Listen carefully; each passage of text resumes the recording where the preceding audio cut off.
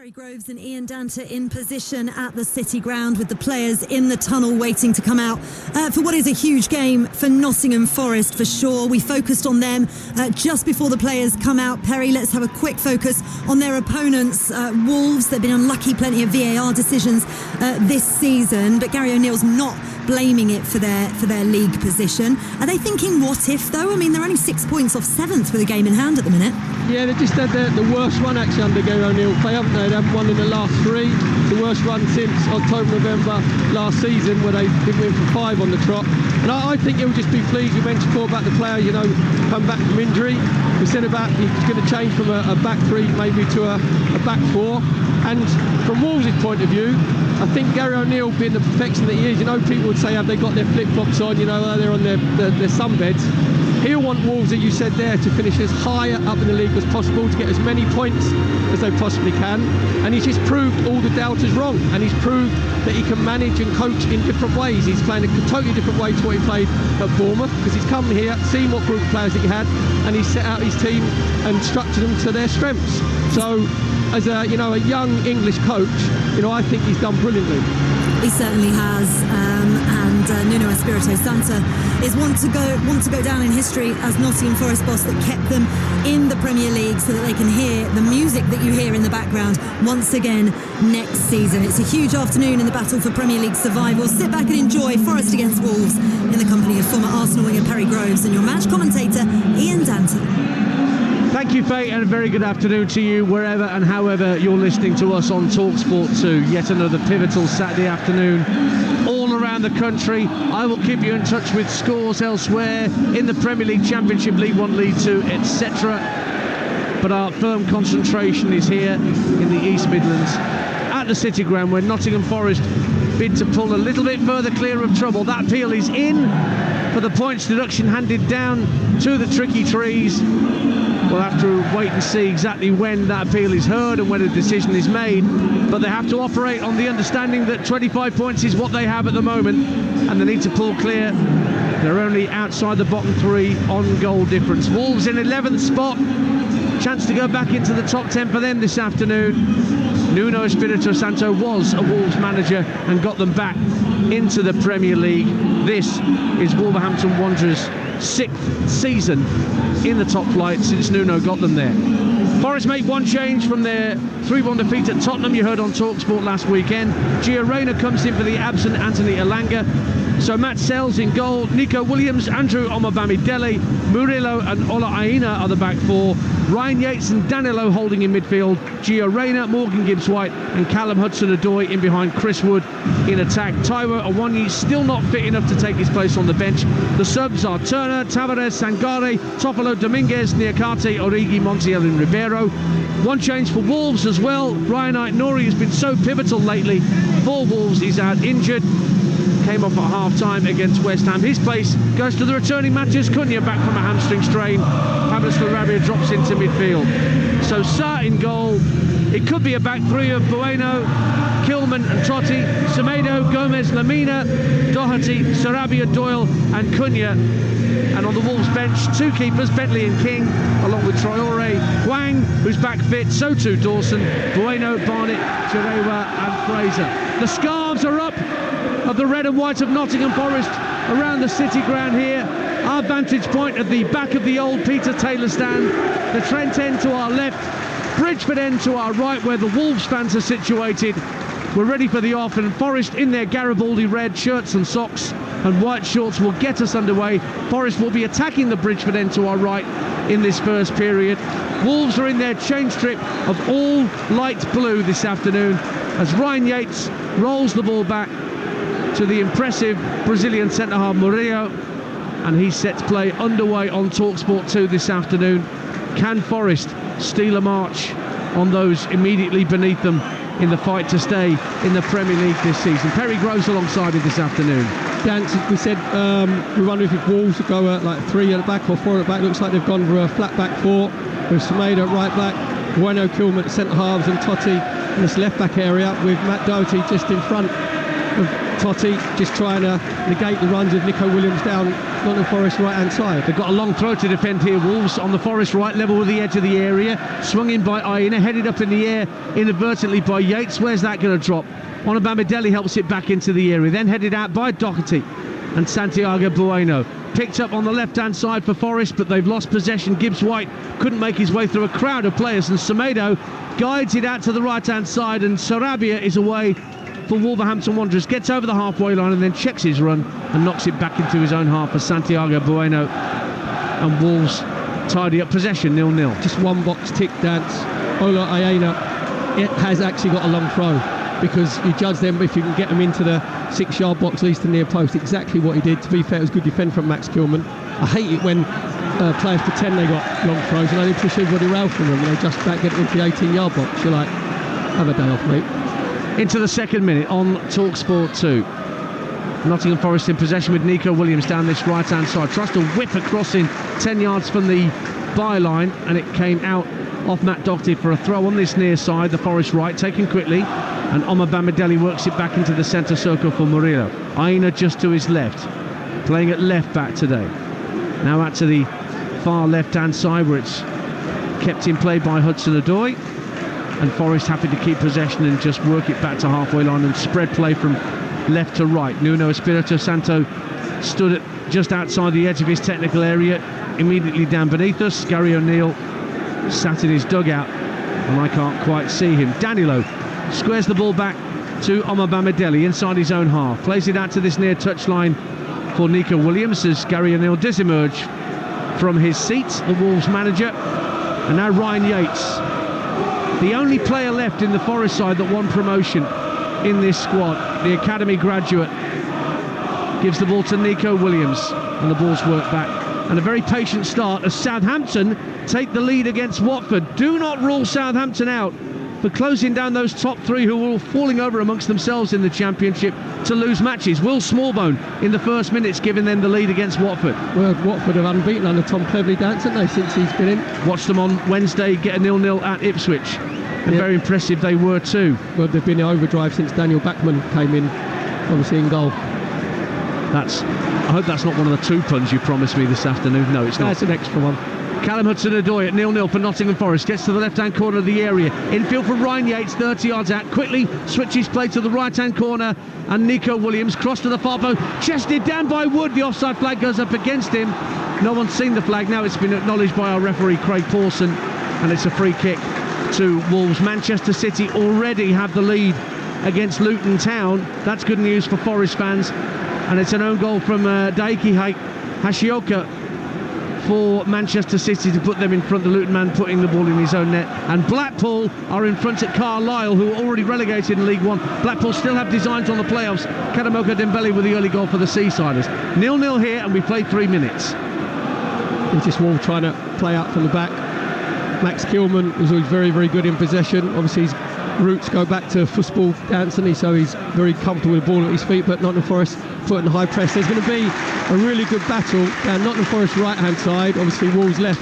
Matt Doherty's been put in especially to stop the runs of Nico Williams. So they've just had a couple of little come-ins together there. So that'd be one to keep an eye on. Nottingham Forest 0, Wolverhampton Wanderers 0 on Talksport 2 as we approach the 5-minute mark.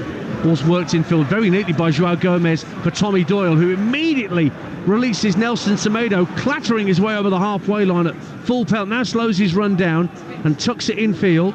Cunha trying to work the ball into Sarabia, who was the furthest forward inside the Nottingham Forest box, but Forest get it clear through Murillo, and it will drift down this far right-hand touchline. Kept in play by Chris Wood, and then he wins a throw for Nottingham Forest. Goals going in elsewhere. Walsall 0, Notts County 1. Macaulay Langstaff for County. Walsall, they've got designs on the League 2 playoff places in ninth.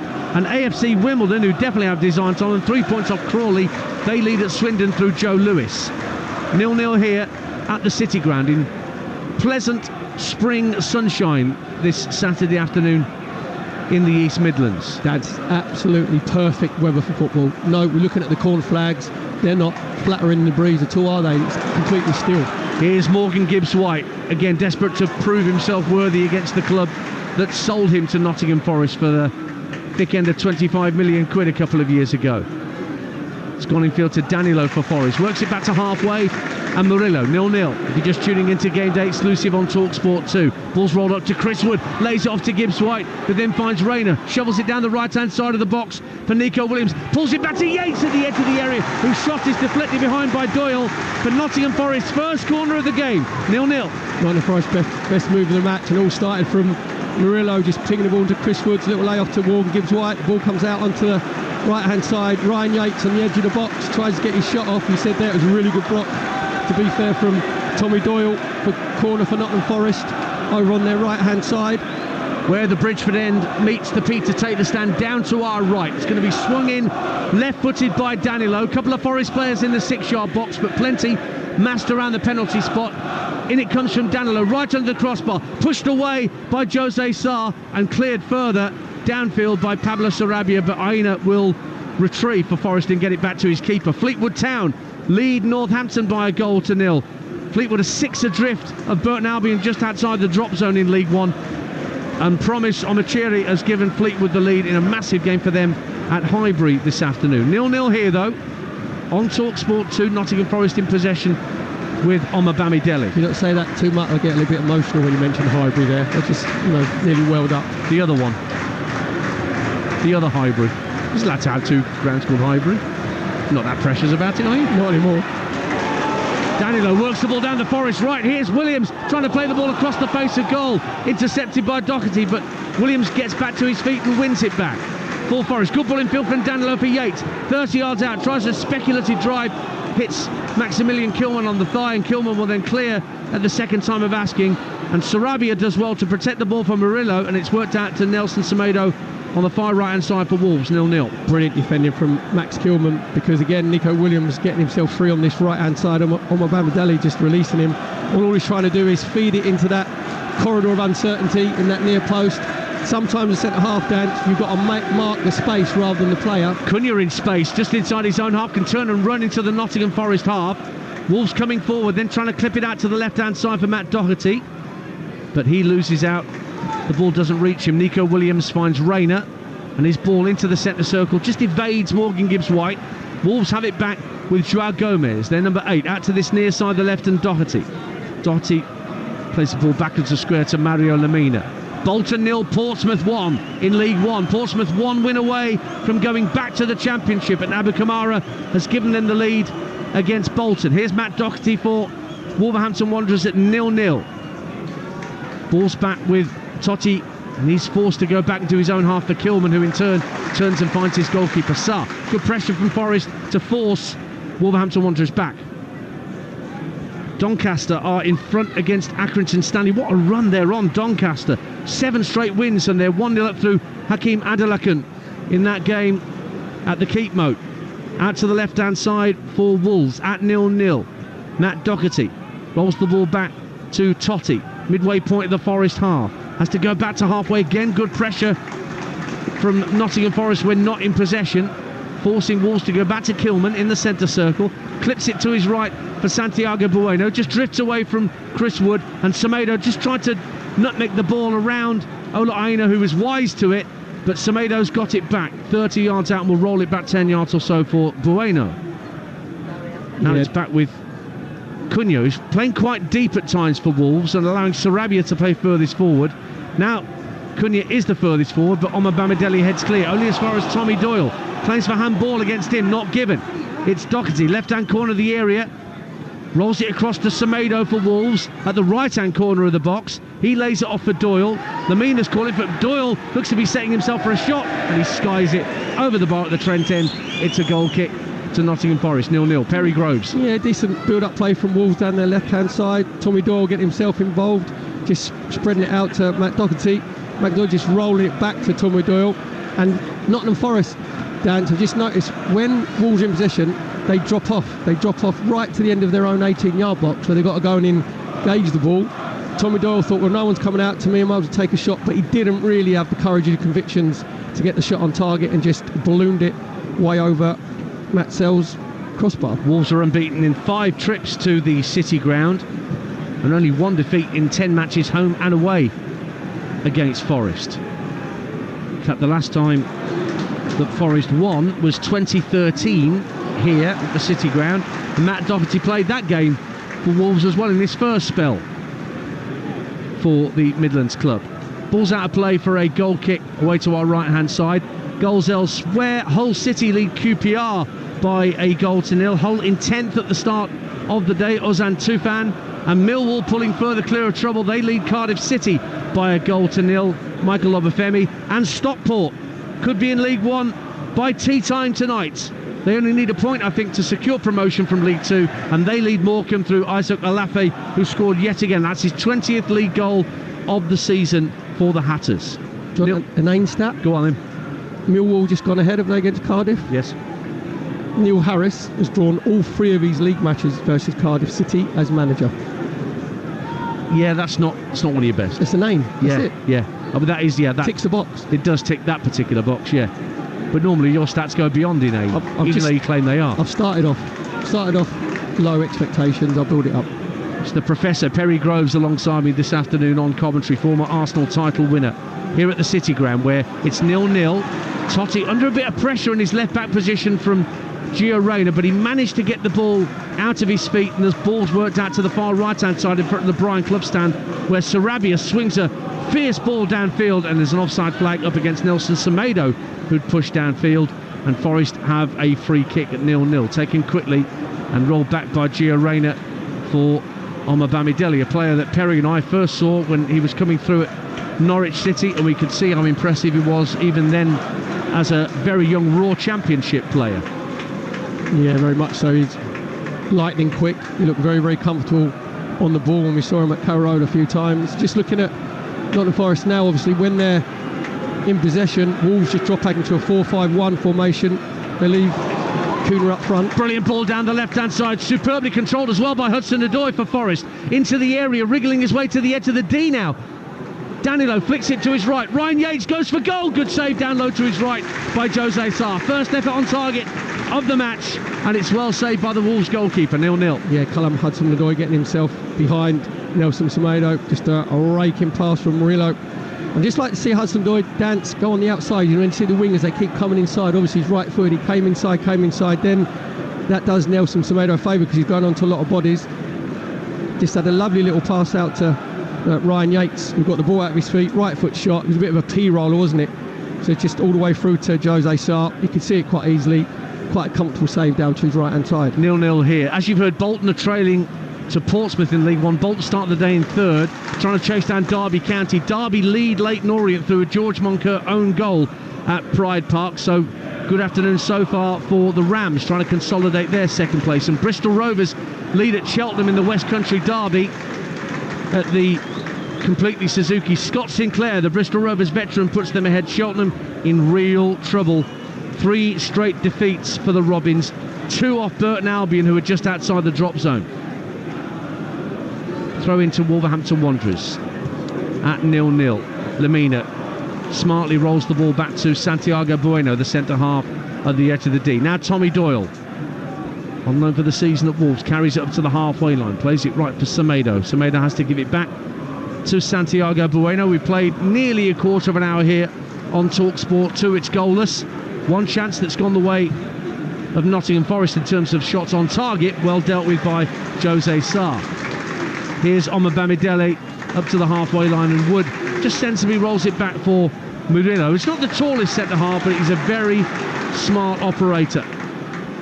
I sense he might be the next cab off the rank in terms of player sales at Nottingham Forest. Down the left-hand side of the area, Gibbs White was after it, ball's out of play. I don't believe it. Birmingham City 1, Coventry City 0. Bobby Thomas with an own goal. They're gifting us a lead. What's going on there?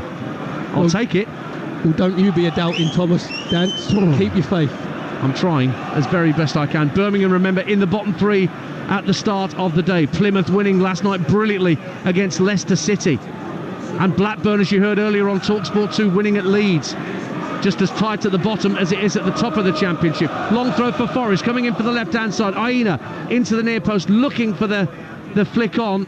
Just wouldn't drop on that left-hand side for Omar Bamidele, but it has gone out for a corner kick where the Bridgeford end meets the Brian Clough stand, and Gio Reyna's going out to take it. 0-0. Yeah, another good long throw from Aina.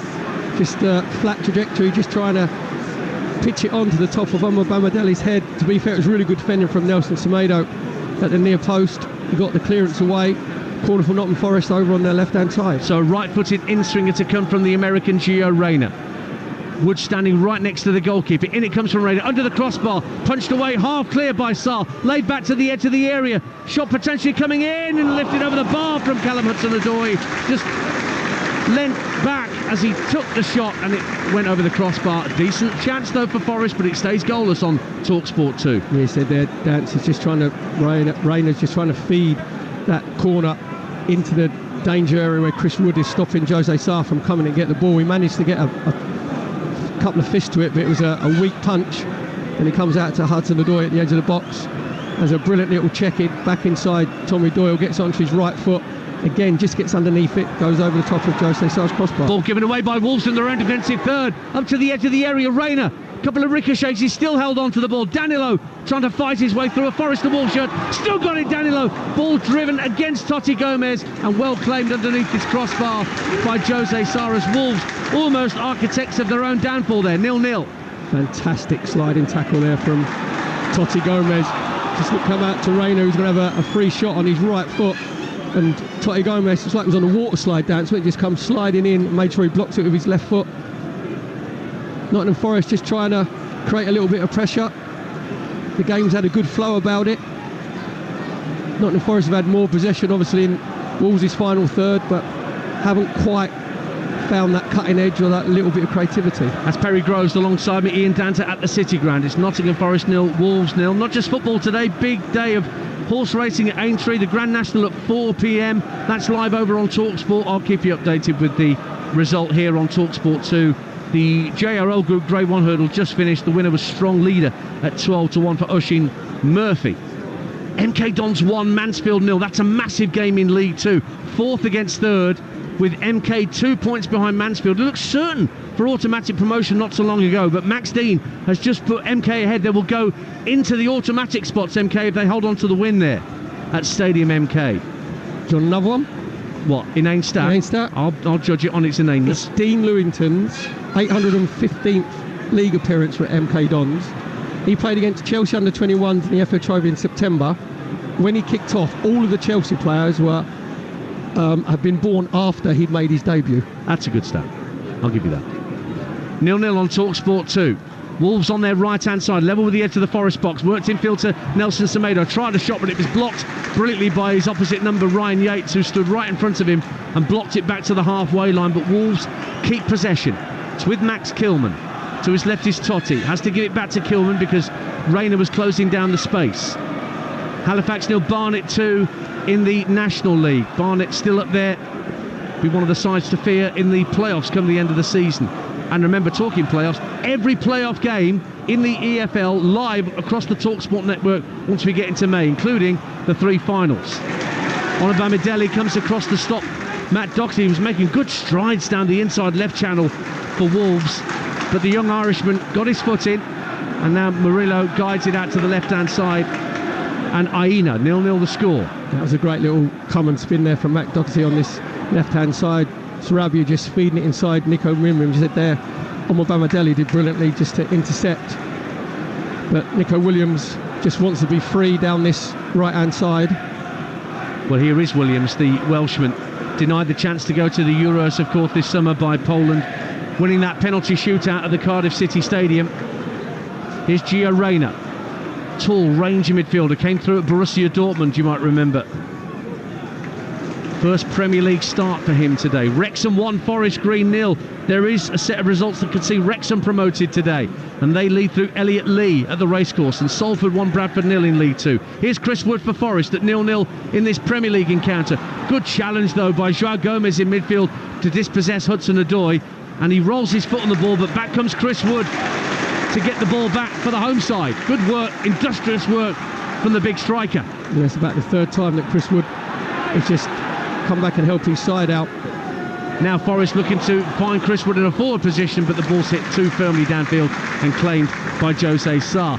Derby have doubled their lead against Leyton Orient. Sonny Bradley makes it Derby 2, Leyton Orient 0 at Pride Park. Remember, every goal may well have a significance at the top or the bottom of an EFL division as well as the Premier League this afternoon. Here, Forest 0-0. Luton already 1-0 down to an own goal at Manchester City. Brentford, Sheffield United and Burnley, Brighton, the other 3 o'clock kickoffs in the top flight today. Oxford lead Peterborough, that's another big game. In League One, 6 against 4th, and Mark Harris with a penalty. That's his 14th of the season in the league. Oxford in 6th at the start of the day, 2 clear of Lincoln. Ball given away by Forest at 0-0. Here's João Gomez for Wolves. Tries to play a 1-2, but at the edge of the area, Murillo calmly steps in and wins the ball back for Forest. But that was a nervy moment for the home side there, Perry Groves. Yeah, just a little bit nervy. Murillo in possession just gave the ball away really, really cheaply. And João Gomez just trying to link up with Sarabia. Again, there's a couple of times where João Gomez, Danter, got himself in really good positions, but it's his first touch. We've just run away from him, and that enables a Nottingham Forest player just to come and nick it off his toes. And just looking at Nottingham Forest as well, obviously Morgan Gibbs-White is their main player going forward. He hasn't really been involved at all as the game's gone on, and the reason for that being is Mario Lemina from Wolves is just making sure that he keeps looking over his shoulder, just checking where Morgan Gibbs-White is. That means that Gio Reyna then goes into the 10. Morgan Gibbs-White maybe goes out to the right-hand side. Here's Hudson-Odoi on the left for Nottingham Forest at 0-0. Getting to the midway point of the half, plays it in field and it hits Craig Pawson, the referee, and that can only mean one thing, an uncontested drop ball. Southampton 2, Watford 0. Che Adams gets the second for the Saints, and Newport County, who've really got nothing to play for now in League Two, they lead Tranmere by a goal to 0. Will Evans. So at the moment, Ipswich are going top of the Championship by a point. They're 0-0 at the moment with Middlesbrough. Southampton up to 81 points, 6 behind Leeds with 2 games in hand on Leeds, and 7 points behind Leeds but only 1 game in hand on Leicester, rather. And at the bottom, Huddersfield are now back in the bottom 3 with Birmingham ahead against Coventry. Huddersfield are drawing, so too Sheffield Wednesday and already relegated Rotherham. Here, Forest at 0-0, trying to get down the left-hand side. Aina thought he'd won a foul level with the edge of the area, but Craig Pawson said no, that's merely a throw to Wolverhampton Wanderers as Colchester United take the lead at Crawley. Tom Hopper for the U's, Perry Groves' former side, in the bottom 2 in League 2, and the Cowley brothers trying to mastermind a great escape. I think there's 1,000 Colchester United fans have gone to that away game at Crawley, and they've had 2 good performances against Stockport County and Wrexham, obviously 2 of the top teams in League 2. So it's can the Cowley brothers turn those performances into wins, because they love a 1-1 draw, dance, don't they? I think they've drawn about 11 1-1. Ball's out of play for a throw here at 0-0. Lincoln 0, Wigan 1. Lincoln on a massive unbeaten run, 16 unbeaten, 2 points behind Oxford just outside the playoffs, but Johnny Smith has given Wigan the lead at the LNER. Reading lead at Barnsley, who are struggling a little bit for form. They're in the playoffs at the moment, Barnsley, but Sam Smith has scored again for Reading. Doncaster 2 up on Accrington. Don't rule Doncaster out for a playoff run. And in the Championship, ball given away. Here's Gio Reyna for Forest, up to the edge of the area, fires it just wide of the post. The ball given away by Wolves in their own defensive third, under no pressure, and Gio Reyna strode up to the edge of the D, cracked a right-footed daisy cutter that went just the wrong side of the right-hand post of Jose Sarr. Goal kick 0-0. Really soft play from Nelson Semedo, just over on Wolves' right-hand side. He cuts back in, he plays with a blind ball with his left foot across his own back four, and it comes out to Gio Reyna. He's 20 yards out, he gets it onto his right foot. He tries to give Jose Sarr the eyes and just whips it back, but it just rolls past Jose Sarr's near post. Worst ways out, Dance, he should be hitting the target. I mentioned that Ipswich were top, not anymore. Ipswich 0, Middlesbrough 1. Emmanuel Latte Lat, I think that's 11 goals. What a run of form he's been on lately for Middlesbrough, and they lead at Portman Road. Wrexham 2-0 upon Forest Green. Paul Mullin scores again, that's his 22nd of the season. And Wrexham enjoying their brilliant home record against lowly Forest Green, who are bottom of the pile and looking destined for the drop. Here's Cunha for Wolves, firing a right-footed shot from the right-hand corner of the area that whistles over the crossbar.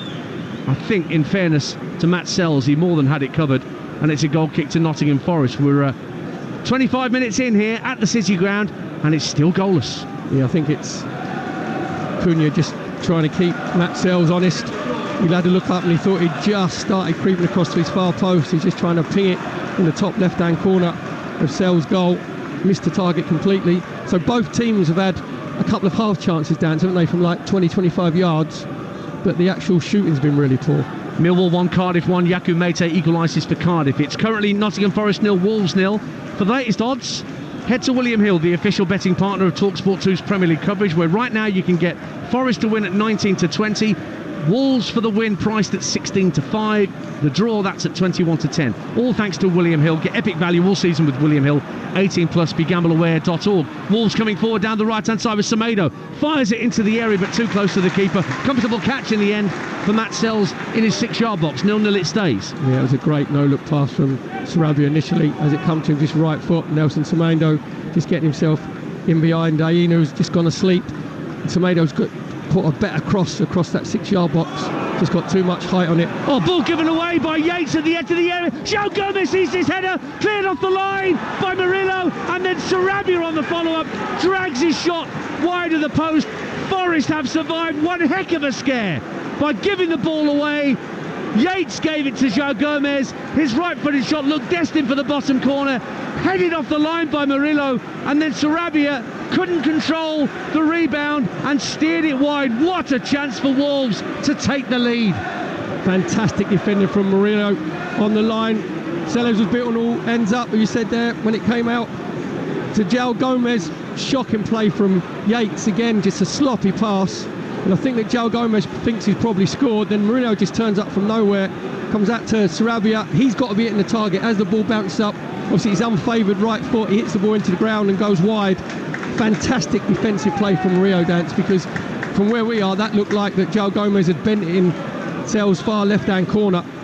Brilliant defending from the Nottingham Forest centre-half. And Ryan Yates owes a great debt of gratitude to his Brazilian teammate Murillo. 0-0 it stays here then on Talksport 2 as we approach the half hour. Cambridge 0, Charlton 1. What a run Charlton are on, and Nathan Jones having gone in there. It is Cambridge 0, Charlton 1. They're 12 unbeaten going into today, and Connor Wickham's given the Addicts the lead at the Abbey. 1-1 between Newport and Tranmere, incidentally. Rob Apter has equalised for Tranmere. Forest win the ball back just inside the Wolves half of the field. It's nodded down the right hand side, but Lamina wins the ball back for the visitors. Wolves fans just down to our right hand side in that Bridgeford end of the ground.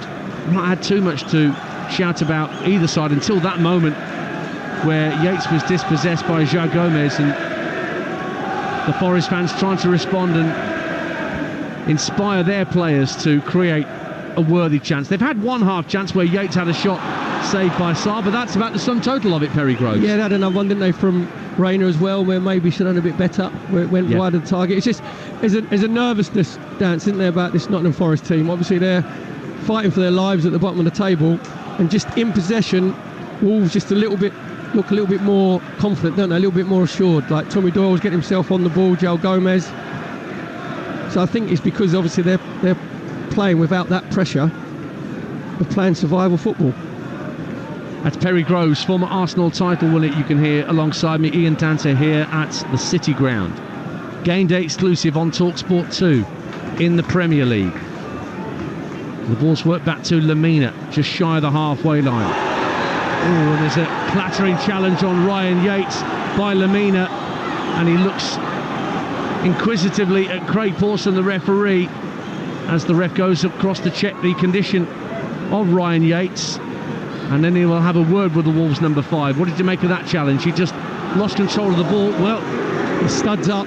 He's just given him a booking. I tell you what, I think Lamina's very, very lucky, because he studs her up. And to be fair to Ryan Yates, he knows that he's going to get clattered, so he rides the tackle. And then Lamina's studs don't actually catch Ryan Yates. It's his follow-through which his knee catches him. So I think Mario Lamina would have had his heart in his mouth, because at first look you thought, oh, you've gone completely studs up and gone through him. To be fair to Craig Pawson, he gave himself a little bit of time, didn't he? He didn't, make a rash decision. He walked over, a little bit of thinking space, and just thought, no, he hasn't actually clattered him. So a yellow card for Lamina and a free kick for Forest. Hull 2, QPR 0 in the Championship. Fabio Carvalho gets a second for Hull. Remember, they started the day in 10th, 6 adrift of Norwich with a game in hand. Barnsley have equalised at home to Reading at Oakwell in League One. Adam Phillips for the Tykes. Back underway here at the City Ground. Ball clipped downfield. Bamidele heads clear and he was being pushed. It's funny, after that incident with Mario Lemina getting booked, the television cameras here pointed straight to Mark Clattenburg, who sat in the stands here, employed by Nottingham Forest as a refereeing advisor, to see what he thought of it all. Yeah, but I think it's a bit strong that Mark Clattenburg is actually dressed in his full referee's kit. Don't have to go that far. Yeah, he's even got the pencil in his top pocket and his cards. Thing is, he knows, right, that they're going to pan over, don't they, the camera, when there's a controversial... Does he though, really? You know, at what point do you actually forget the cameras are going to be there? What, Mark Clattenburg? Did you see him referee dance? Saw him on Gladiators. Free kick to Forest for a foul on Morgan Gibbs-White by Doyle on halfway. I think the fans around us wanted another yellow card to be brandished to a Wolves player, but it wasn't. Notts County lead 2-0 at Walsall. Aaron Nemain with a second for County. Now the ball's back with Nottingham Forest just on the halfway line. Murillo, heavy touch from him, but he lobs the ball downfield. Gibbs-White turns it neatly around the corner looking for Hudson-Odoi, but it's cleared away. Another big goal for Fleetwood Town at home to Northampton Town in League One. Bosun Lawal makes it Fleetwood 2, Northampton 0. A reminder that Fleetwood 6 adrift of safety in League One. Yates loses out to João Gomez and Wolves bring it forward towards the halfway line, but then they work it out to the right hand side. Semedo being challenged by Gibbs-White. There's such tight work on that left hand side. They've lost out, Wolves, but the ball couldn't make its way through to Chris Wood at the edge of the area, and Wolves instead come forward down the left hand side with Totti playing at left back today in this slightly rejigged Wolves backline. You're listening to Nottingham Forest 0, Wolves 0 on Talksport 2 with Enterprise Rent-A-Car. Enterprise has vans of all shapes and sizes, so if you've got a plan, they've got a van. Just over the half-hour mark here, Perry Groves. What have you made of it so far? Yeah, I think Nottingham Forest haven't been able to get in any rhythm at all, so they look a little bit nervy. Morgan Gibbs-White hasn't been able to get himself on the ball. And now a foul on João Gomez in the centre circle, and the locals are getting restless. Yeah, I think it's because they can sense that Nottingham Forest, their team, is a little bit nervy. He said there's a lot of tension in the City Ground here today, but the Nottingham Forest players have got to rise above that.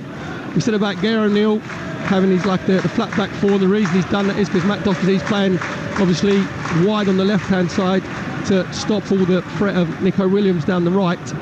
So all of Gary O'Neill's little tactical plans have worked at the moment, because Tommy Doyle and João Gomez and Lemina in the midfield for Wolves are just starting to dominate, dictate play. This is Talksport 2, game day exclusive on Saturday afternoon. Nottingham Forest 0, Wolverhampton Wanderers 0. Oxford have got a second against Peterborough in that game, 6th against 4th in League One. Josh Murphy and Mansfield in that game between 4th and 3rd in League Two have equalised at MK Dons. 1-1, Elliot Hewitt for the Stags. And Hearts 2, Livingston 2 in the Scottish Premiership. And Port Vale have taken the lead against Exeter as Darren Moorside bid to get out of trouble. Ethan Chislett has scored for the Valiants just after the half hour. 0-0 here. Wolves in possession, and Gary O'Neill bidding his players to get over the halfway line, which they do with Santiago Bueno, but Olaina read the pass that was intended further forward and cut out, but Wolves win it back almost immediately. Was that a push on a Wolves player? No, says Craig Paulson, but they win it back anyway. Wolves. Doherty down this left hand side, plays the ball in field to Cunha. Heavy first touch, but he still manages to work the ball down the left wing for Totti. First time ball to the far post, looking for Sarabia, but Aina and Hudson-Odoi between them bring the ball clear. Ipswich equalise at home to Middlesbrough. That's now 1-1 at Portman Road. Massimo Luongo gets a rare goal from midfield for him, and that's all square as it is here, but 0-0 at the City Ground in Nottingham as the sun goes in. It's just a overcast afternoon, but still mild and perfect for football. Tommy Doyle for Wolves at 0-0, gives the ball back to Santiago Bueno, midway point of the Forest half, right of centre, swings an early crossing just beyond Cunha, and he couldn't keep it in play either. That was just centimetres in front of where Mateus Cunha wanted that cross to come in, and instead it's gone behind for a Nottingham Forest goal kick. 0-0. Danter said about Wolves playing that little bit more freedom. That was highlighted there with Tommy Doyle just finding himself in that inside right position. He's ripped a brilliant ball in behind Bamidele and Murillo. He said there, just probably half a yard in front of Mateus Cunha. But I think Nottingham Forest are struggling at the minute because You've got Mario Lemina and Tommy Doyle, who are playing obviously the deeper roles for Wolves in midfield. That's enabled Joel Gomez to go and roam a little bit. Now Wolves win the ball back. Home fans weren't happy with the way that they did win it back. Southampton 2, Watford 1. Watford get a goal back at St Mary's. Ryan Porteous in the Championship. Hearts 2, Livingston 2. Yutaro Oda gets Hearts level. You're listening to Nottingham Forest 0, Wolves 0 on Talksport 2 with Now. Don't forget that with Now, you can stream all the Sky Sports action like Bournemouth versus Manchester United live today, contract free, with a Now membership. Search Now Sports. And lots more live football to come across the network into next week. Of course, the Champions League second legs all kick in. Monday night, we've got Chelsea-Everton before that in the Premier League on Monday night game night with Adrian Durham and the crew from 7 o'clock. Here come Forest. Nico Williams into the area, drives it right-footed wide, shanks it actually, came off the outside of his right boot. The angle was tightening all the time for Nico Williams, just couldn't get his foot wrapped round it, and it ends up being a Wolves goal kick, 0-0. There's their best chance at the half dance. Really good play from Gio Reyna. Just picking it up in the little 10 pocket, just run out to Nico Williams.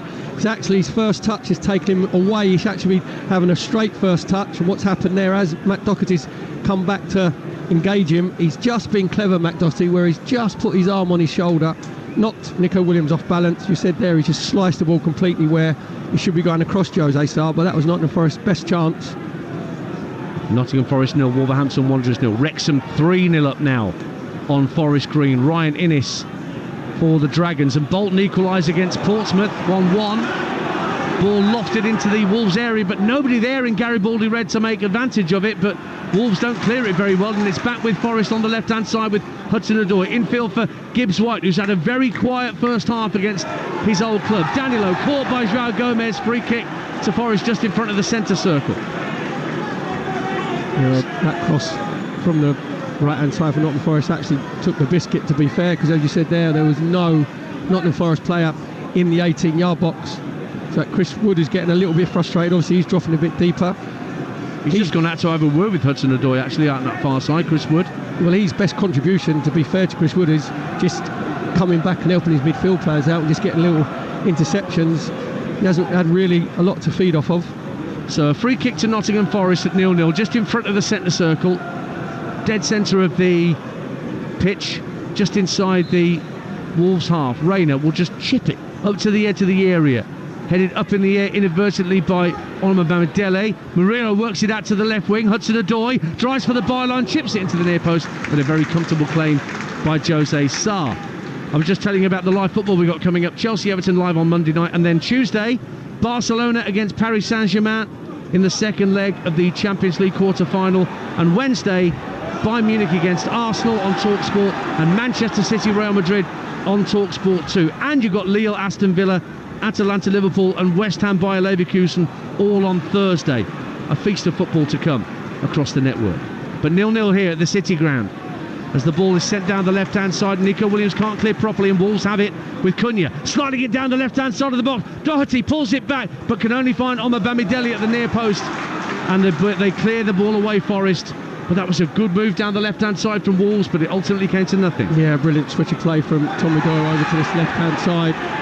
This Matt Doherty being released, and what he's got to do, Dance, is just cut the ball across the 6-yard box, pick the wrong option. Hudson-Odoi travelling down the left-hand side for Nottingham Forest, level with the edge of the area, plays the ball into Reyna, gives it back to Hudson-Odoi, chips it in right-footed, but over the head of Chris Wood, and again, it's a comfortable catch in front of goal for Jose Sarr. Bowls it out overarm to set Matheus Cunha away.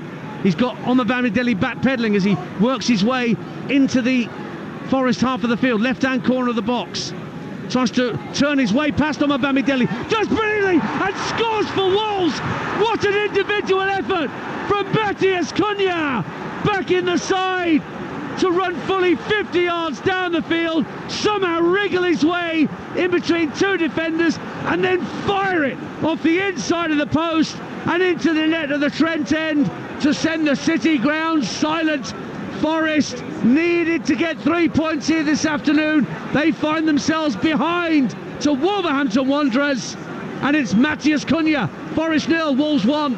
Danter, there was absolutely nothing on when Matheus Cunha picked the ball from his left-hand side. He received the ball from Jose Sarr. He was on his own. He had 3 Nottingham Forest defenders just coming around him. Yates tries to get back. Omobamidele gets across. He lets him come inside onto his favoured right foot. Yates lets him go in between them. And Matheus Cunha absolutely smashes the ball with his right foot across Matt Sells, gives the Nottingham Forest goalkeeper absolutely no chance, high to his left-hand side. What a fantastic individual goal from Matheus Cunha. How they've missed him when he's been injured, to put Wolverhampton Wanderers 1-0 up here at the City Ground.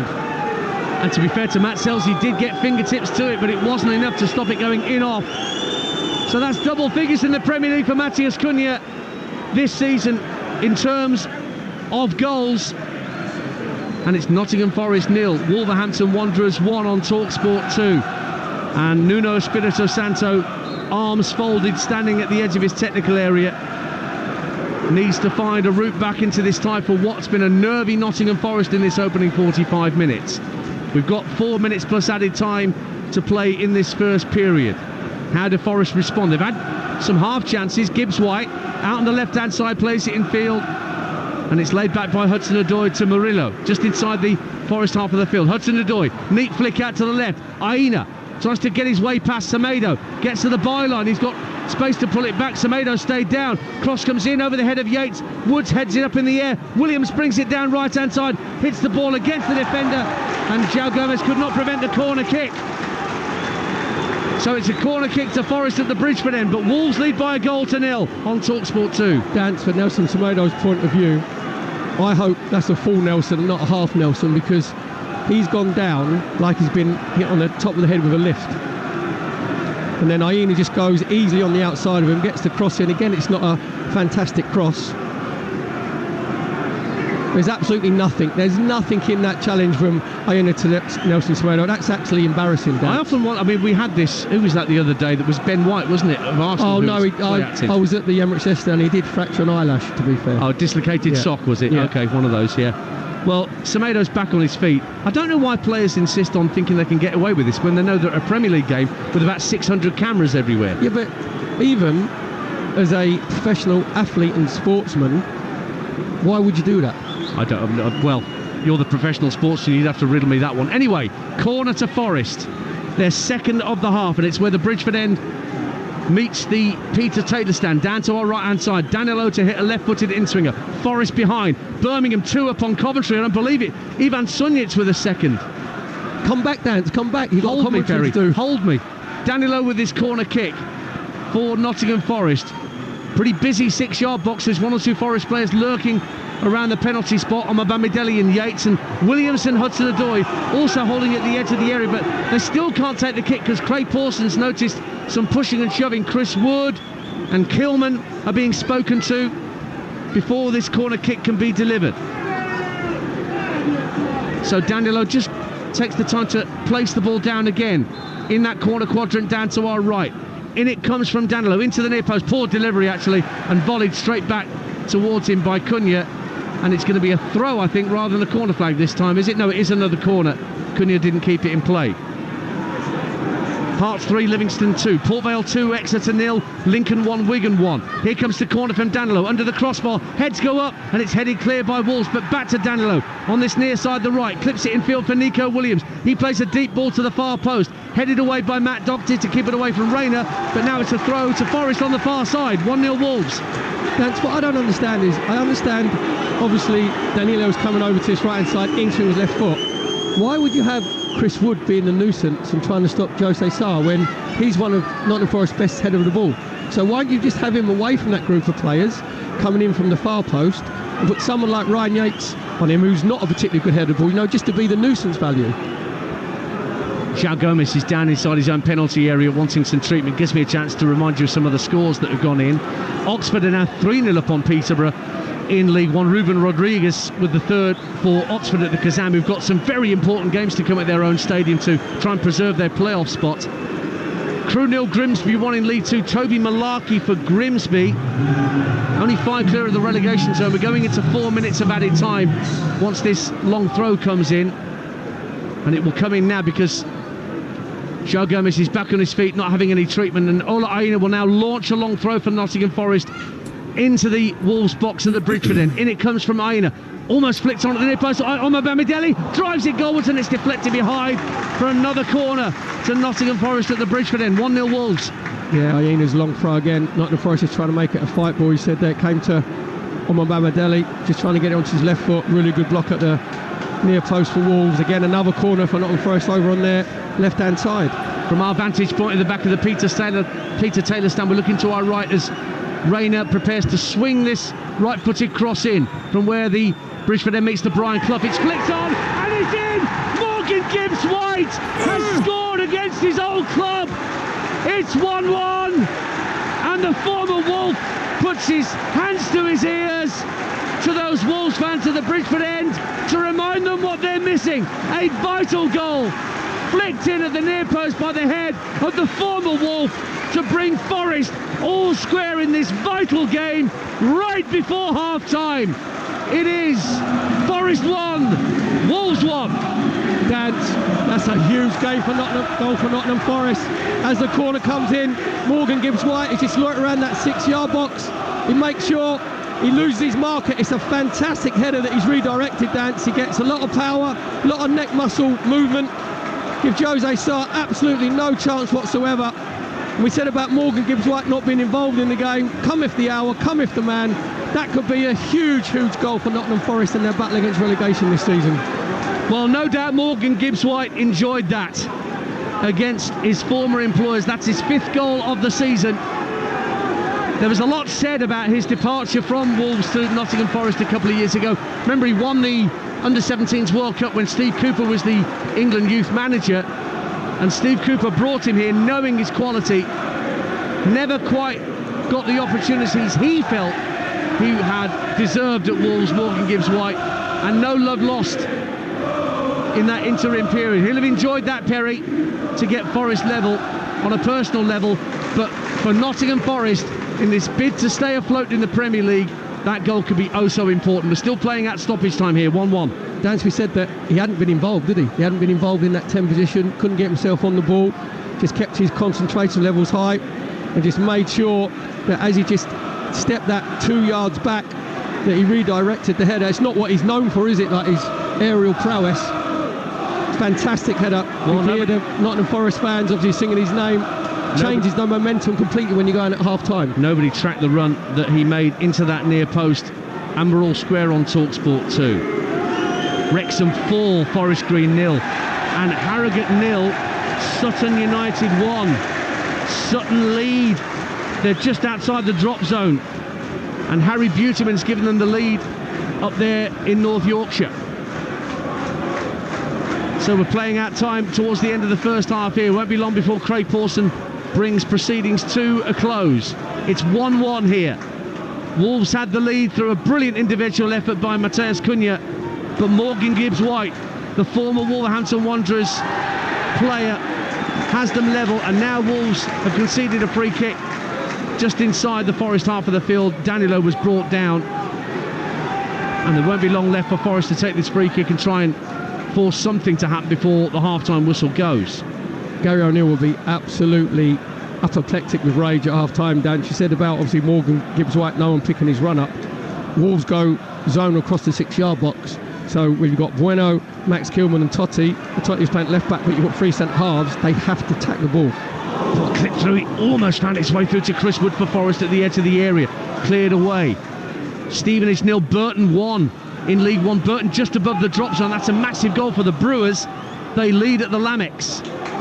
Wolves will clear their lines from inside their own defensive third, and Wood actually barges into Kilman, gives away a free kick, and Craig Pawson signals the end of the first half that was nervy in the first part of it. And Forest had a couple of half chances. Rayner snatching a right-footed shot wide, Williams having a shot saved by Sarr, and then suddenly out of nothing, Jose Sarr bowled the ball out to Matheus Cunha, back in the Wolves side today, inside his own half, ran all the way downfield, somehow wriggled his way in between 2 Forest defenders inside the box, and then from a tight angle cracked home a brilliant right-footed shot that went in off the post to put Wolves ahead. But the former Wolf, Morgan Gibbs-White, scored against his former employers as we went into added time from a corner from the far side of the Bridgeford end. Gibbs White unmarked with a flick header beyond everybody and nestling in the far corner of net to bring us parity, and a very important half-time team talk for Nuno Espirito Santo to see whether Forest can turn this around and get all 3 points. I can see the chairman, Evangelos Maninakis, waiting in the tunnel for his players as they come in at half-time, and that's a fearsome sight for any player. Will that G them up for the second half? We'll see at the break. All squared. Nottingham Forest 1, Wolverhampton Wanderers 1. Is that kind of behaviour from a chairman helpful, Perry, would you say? No, absolutely not. I wouldn't want him anywhere near the tunnel, wouldn't want it anywhere near the dressing rooms, because Nuno Espirito Santo won't say it, but it undermines the manager a little bit. You don't need your chairman coming down to motivate the players, and talk about tactics. He should or intimidate them to try and get a win. Well, but the thing is as well, that's about ego, isn't it? That's like, look, I'm the owner, I'm the chairman. Do you know what this means to this club? Of course they know what it means to this club. You could feel the tension in the City ground from kick-off. And there's rightly tension as well. They're flirting with relegation, and bearing in mind the amount of money that they've spent, you kind of think that's going to cause big problems if they go down to the Championship. But Wolves were fantastic, I thought, in this first half, and you said when you were analysing the goal, that's exactly why they've missed Matthias Cunha. It was a wonderful individual effort, and he quite literally took a bow with his celebration afterwards, deservedly so. So he should. Does Jose Sarr get an assist for that? No, because I thought he could have done better with that. He's bowled it out, hasn't he, Jose Sarr? Yes. Sorry, I mean for the equaliser. Yeah. So as he's bowled it out to Matthias Cunha down this left-hand side, and I looked, and there was him and 5 Nottingham Forest players, inside him. And what you think at first is, what I'll do is, he probably thought is, I'll travel with the ball, I'll run it to the corner, I'll get my teammates time to come up with me, and maybe I'll get a corner. And what he actually does, to be fair to him, is as he goes into that left-hand corner of the 18-yard box, Omobamidele comes across, so he should shepherd him down that left-hand side. He lets him cut back inside on his right foot. Ryan Yates doesn't get his angles right, so he goes in between Omobamidele and Ryan Yates, gets it onto his right foot, and I love the fact that he's put his foot through the ball, Faye. A lot of the new technique of the modern-day player, and it is like the firm instep where you try and get your power there. He's just put his laces through it. Fantastic technique. Gave Matt Sales absolutely no chance. As Dan said, he just got his left fingertips to it, but it just buried it in the top left-hand corner. And you have to say, Wolves well deserved their 1-0 lead, because you could tell, Faye, when we talk about nerves and how would Wolves be, you could tell that Wolves were playing a little bit more freedom than what Nottingham Forest were. They were better in possession. Lamina getting himself on the ball. Tommy Doyle's been really good, spraying passes everywhere. And Nottingham Forest just looked really, really nervous and apprehensive. Yeah, well, that's going to be a huge factor playing into the final few games of the season, though, isn't it? Which teams can hold their nerve and play the best game that we know that they're capable of doing. And actually, when you've got somebody like Morgan Gibbs-White in your team, that's exactly what they can do. He's there when his team needs them, and it was a fantastic header as well. So much power on it and direction. Yeah, it's not he's really known for, is it, to be honest? It's more like a Chris Wood header, isn't it, where he's on the edge of 6 yard. It's a really good ball in from Gio Reyna, in swinging from the left-hand side. He's been brilliant, by the way, himself. Yes, exactly, and he's the one who's tried to get himself on the ball, isn't he? Because Gibbs-White hasn't really got. Well, that's the guy who's played Champions League football, Gio Reyna. Let's not forget that he's got some pedigree. Yeah, and he's tried to get him ticking along, but what Gibbs-White does brilliantly is his timing, because he actually comes back away from the goal about 2 yards, and he redirects the header, and that's all about the technique and timing and neck muscles, because he had to generate some power on it as well, give Jose Sarr absolutely no chance low down to his left-hand side. But Gary O'Neill, the good thing is he's not going to moan about VAR, right? So VAR's got nothing to do with that, right? But he'll be devastated that when you go zonal across that 6 yard box with, he's got 3 centre-halves playing, say Bueno, Kilman and Totti, although he's playing in the left-back position. They've got to attack the ball. They've got to make sure when it comes into that zone that it's over my dead body, and they didn't. They just, all of them just switched off. And this could be huge, because you go in 1-0 down, everything's a bit nervous, it's a bit tense, the crowd are on a low. Morgan Gibbs White scoring in the first minute of added on time at the end of the first half, that gave the whole crowd dance, didn't it? A whole lift, and you could feel that Morgan Gibbs White name was being sung, and then that belief then comes back into Nottingham Forest fans, because they were quite flat the last 10-15 minutes of that first half. Yeah, it was a really fascinating first 45 minutes of football. Big 45 coming up, especially if you are of a Nottingham Forest persuasion. Right, big game for Manchester United this afternoon as well. Let's look ahead to the rest of the weekend's Premier League action with Now. Stay ahead of the game on Talksport 2 with Now. Stream all the Sky Sports action like Bournemouth versus Manchester United live today, contract free with a Now Sports membership. Search Now Sports, 18 plus, stream via internet, terms apply. Talksport's Ian Abrahams is in position at the Vitality Stadium ahead of Bournemouth against Manchester United, which is the 5:30 kickoff. You'll hear updates on that game throughout Talksport later on, with the phone-in taking place with Gabby Agbonlahor and Jamie O'Hara from 5:30 over on Talksport. Ian, how do you see this one going? Yeah, good afternoon. This could be anything. I mean, Manchester United, I saw them a couple of weeks ago when they were 3-2 up with 8 minutes of added on time gone at Chelsea and lost 4-3.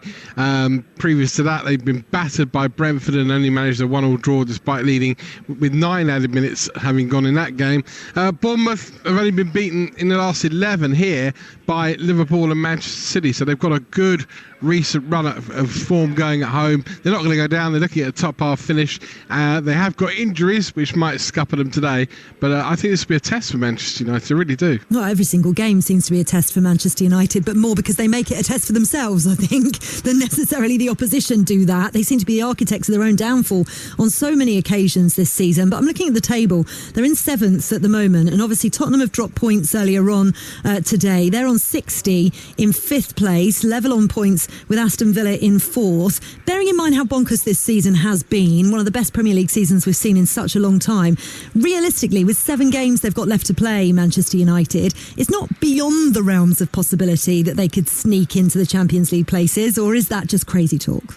I don't think it's crazy talk. I mean, as you say, anything really could happen this season. It has been totally bonkers, as you said. The one thing I would say is their fixture list appears to be kind on paper, but United haven't won yet since the international break, and there are a lot of question marks over this United team and this United manager, Erik ten Hag. Will he be there next season?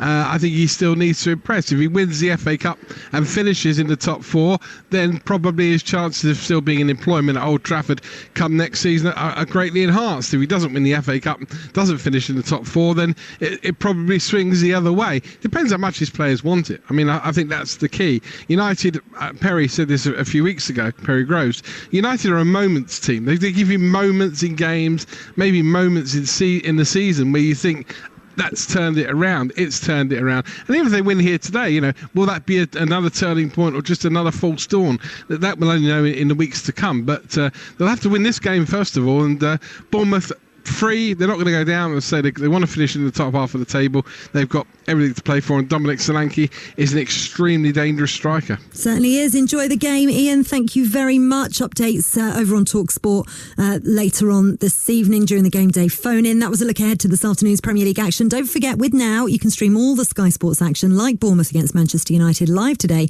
Contract free with a Now membership. Just search Now Sports. Stay ahead of the game on Talksport 2 with Now. Stream all the Sky Sports action like Bournemouth versus Manchester United live today, contract free with a Now Sports membership. Search Now Sports, 18 plus, stream via internet, terms apply. This is Game Day exclusive on Talksport 2, second half action of Nottingham Forest 1, Wolves 1 coming next, and we'll go through the half-time classifieds. Game Day exclusive on Talksport 2 with Now. Stream all the Sky Sports action like Bournemouth versus Manchester United live today, contract free with a Now Sports membership. Search Now Sports, 18 plus, stream via internet, terms apply. Mwah. When it's lunch o'clock, I just eat the tortilla naked burrito bowl. Oh, I didn't know you could get those. There's a lot you don't know, dear. Well, I know that shirt's not coming back into fashion anytime soon. Touché. Get tortilla, Subway, Pret, and more delivered.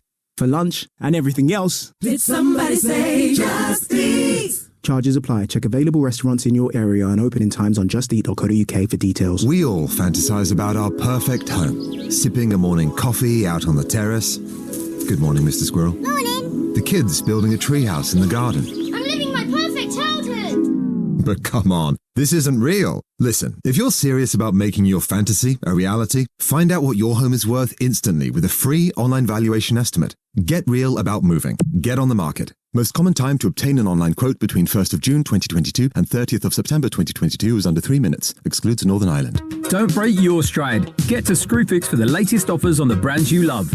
Like the next generation, more powerful, more compact Milwaukee 18-volt twin pack. It's new and exclusive to Screwfix at just $249.99. And get those lawns in order with the Titan grass trimmer, now only $49.99. A saving of £10. Shop now on the app at screwfix.com or in-store. Delivery fees may apply. Prices valid until at least 6th of May, subject to availability. See screwfix.com for full T's and C's. Uno is now available in McDonald's Happy Meal. So let's see who can shout Uno first. Bring it on. Yes. Ooh, no! A wild card! Right. Yes, back in the game. Yes! Ooh, no! Draw one card. Uno! Better luck next time. Have fun with your Uno cards. Does that one count? Nope. Oh, some fun, some food. It's all inside this Happy Meal. Until 7th of May from 11 a.m. Includes one pre-selected book or toy. Uno range comprises toys only, while stocks last. Hey, fancy scoring $1,000 for your local football club? Well, you're in luck, because The Sun has teamed up with Tesco's Stronger Starts programme to create the Footy for All Fund, offering £150,000 in grants to help out grassroots youth football clubs.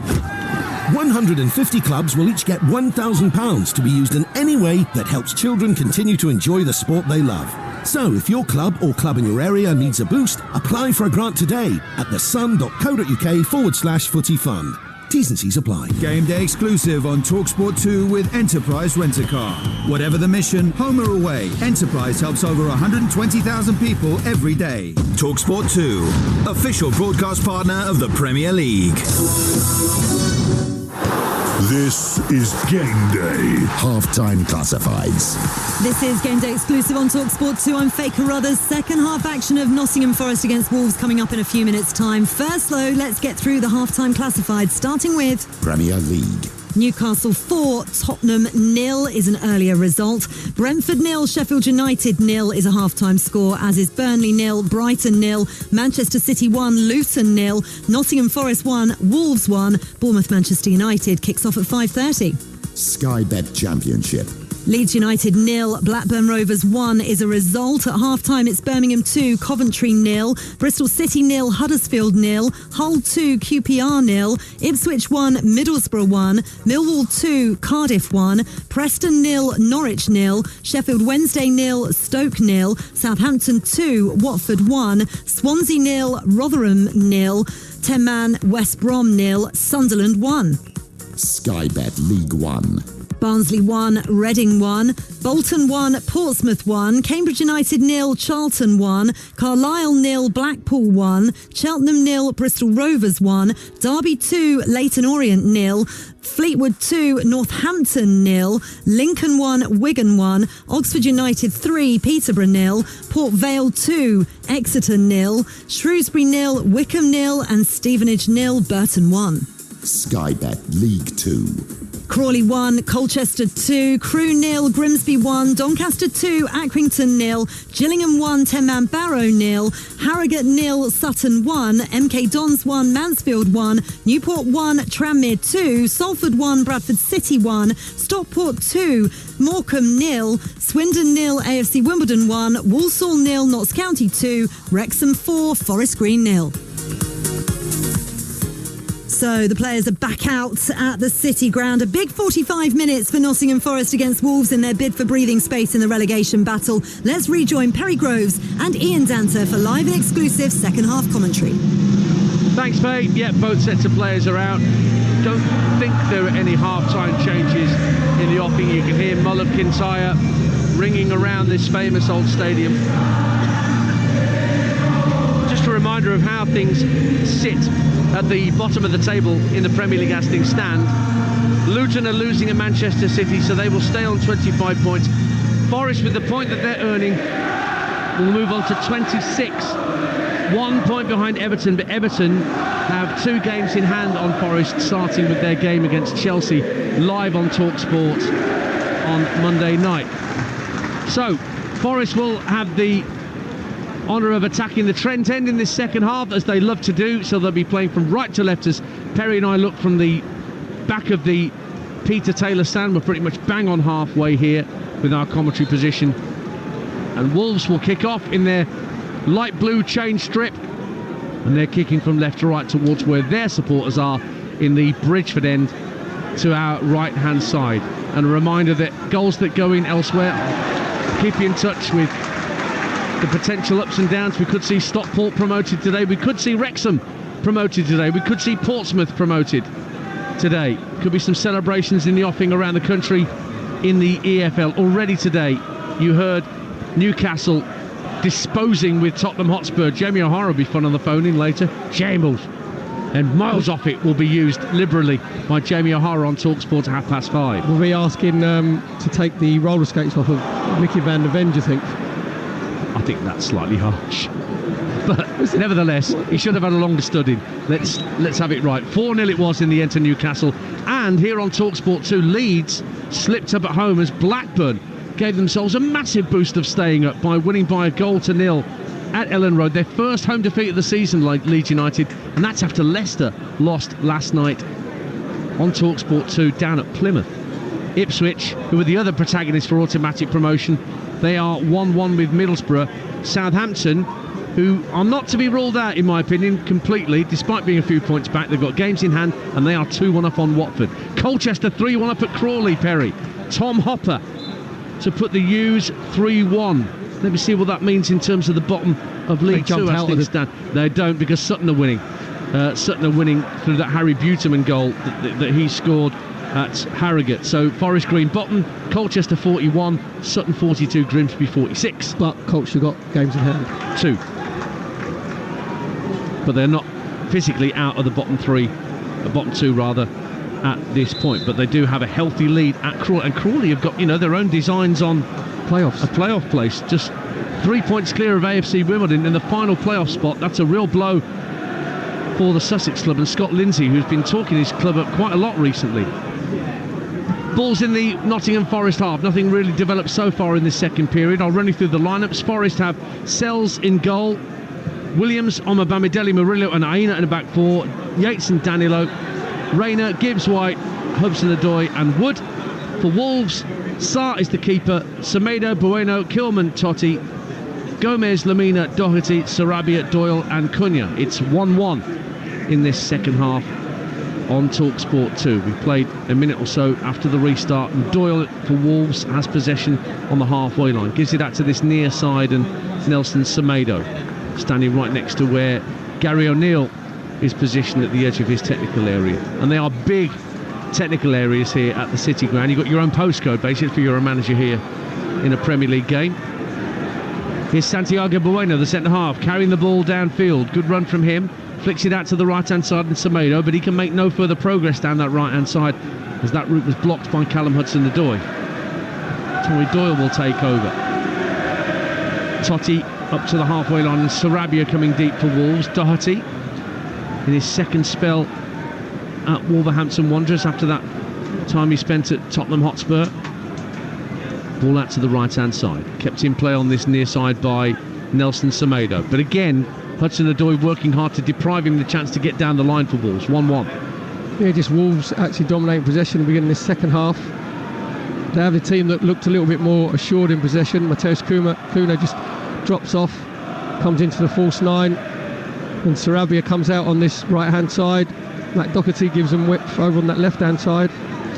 Aina stepping in front of Semedo this time to put the ball out of play for a throw on this near side for Wolverhampton Wanderers. So the last 3 meetings have finished 1-1 between these two clubs, including the reverse fixture that Perry and I were at Molineux back in December, where Harry Toffolo's opener was cancelled out by Matthias Cunha's equaliser. Cunha scoring again today, and that gave Wolves the lead, but pegged back by Morgan Gibbs-White. That's where we are at the moment. That was one of Steve Cooper's last games, Dance, wasn't it? Because I remember being there, and he went up to the Nottingham Forest fans at the end of the game. He was pumping his chest and very emotional. Yep. So I think he realised what was on the cards, but it was a good spirited performance from Nottingham Forest that day. Wolves have it on the left-hand side at 1-1 with Mario Lamina. cut back by João Gomes into his own half for Totti. Totti's forward ball for Totti out on that left-hand side, puts him under a bit of pressure.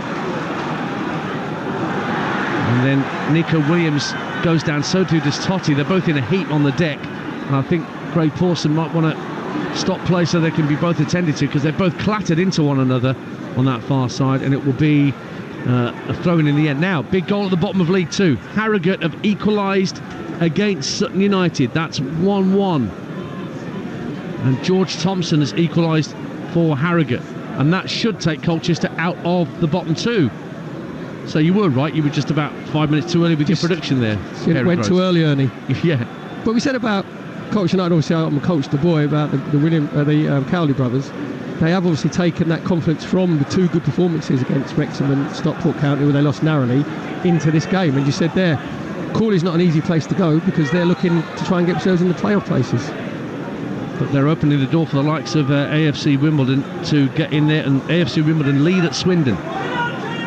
Remember, every playoff game, the semi-finals and the finals across the Talksport network once we get into May. League 1 and League 2 finish at the end of this month.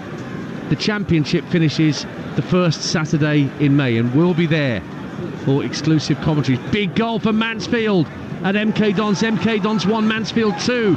Davis Keeler-Dunn has put the Stags ahead at Stadium MK, trying to protect that automatic promotion spot. And that's Davis Keeler-Dunn scoring his 20th goal of the season in League 2 in doing so. Swindon 1, I mentioned AFC Wimbledon were ahead, they're not now. Swindon 1, AFC Wimbledon 1. And that's the score here at the City Ground. Nottingham Forest 1, Wolves 1. Sarr clears for Wolves down to the halfway line, but Murillo finds Ryan Yates, who can move into the middle of the half. Then he's caught from behind by João Gomes. That's the easiest yellow card Craig Pawson will give out all afternoon. Free kick to Forest, 1-1. It's a ridiculous challenge from João Gomes, because Ryan Yates is just running through the middle of the park, and João Gomes has just hooked his standing leg away. Ridiculous, because now he's about 3 yards from the ball. Now Lamina and João Gomes are both on bookings, both playing in that midfield area, you know, where you've got to make sure you go and get your tackles in. So I wouldn't be surprised if Gary O'Neill makes a substitution, because the last thing he wants is one of those two getting sent off and his team going down to 10 men. So a free kick for Nottingham Forest at 1-1 inside the half of the field that they are attacking as they head towards the Trent end to our left in this second half. Forest, it's out to the right of centre. Rayner and Danilo are the players standing over it, so a right or left-footed delivery is possible here.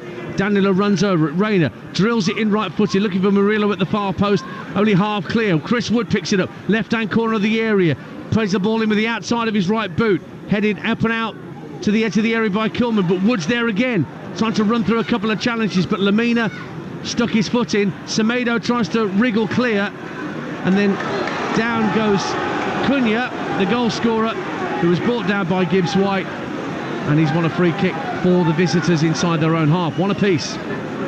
That was a proper long barrier there, wasn't it, from João Gomes, as Chris Wood just tried to nick back inside the outside of his right foot.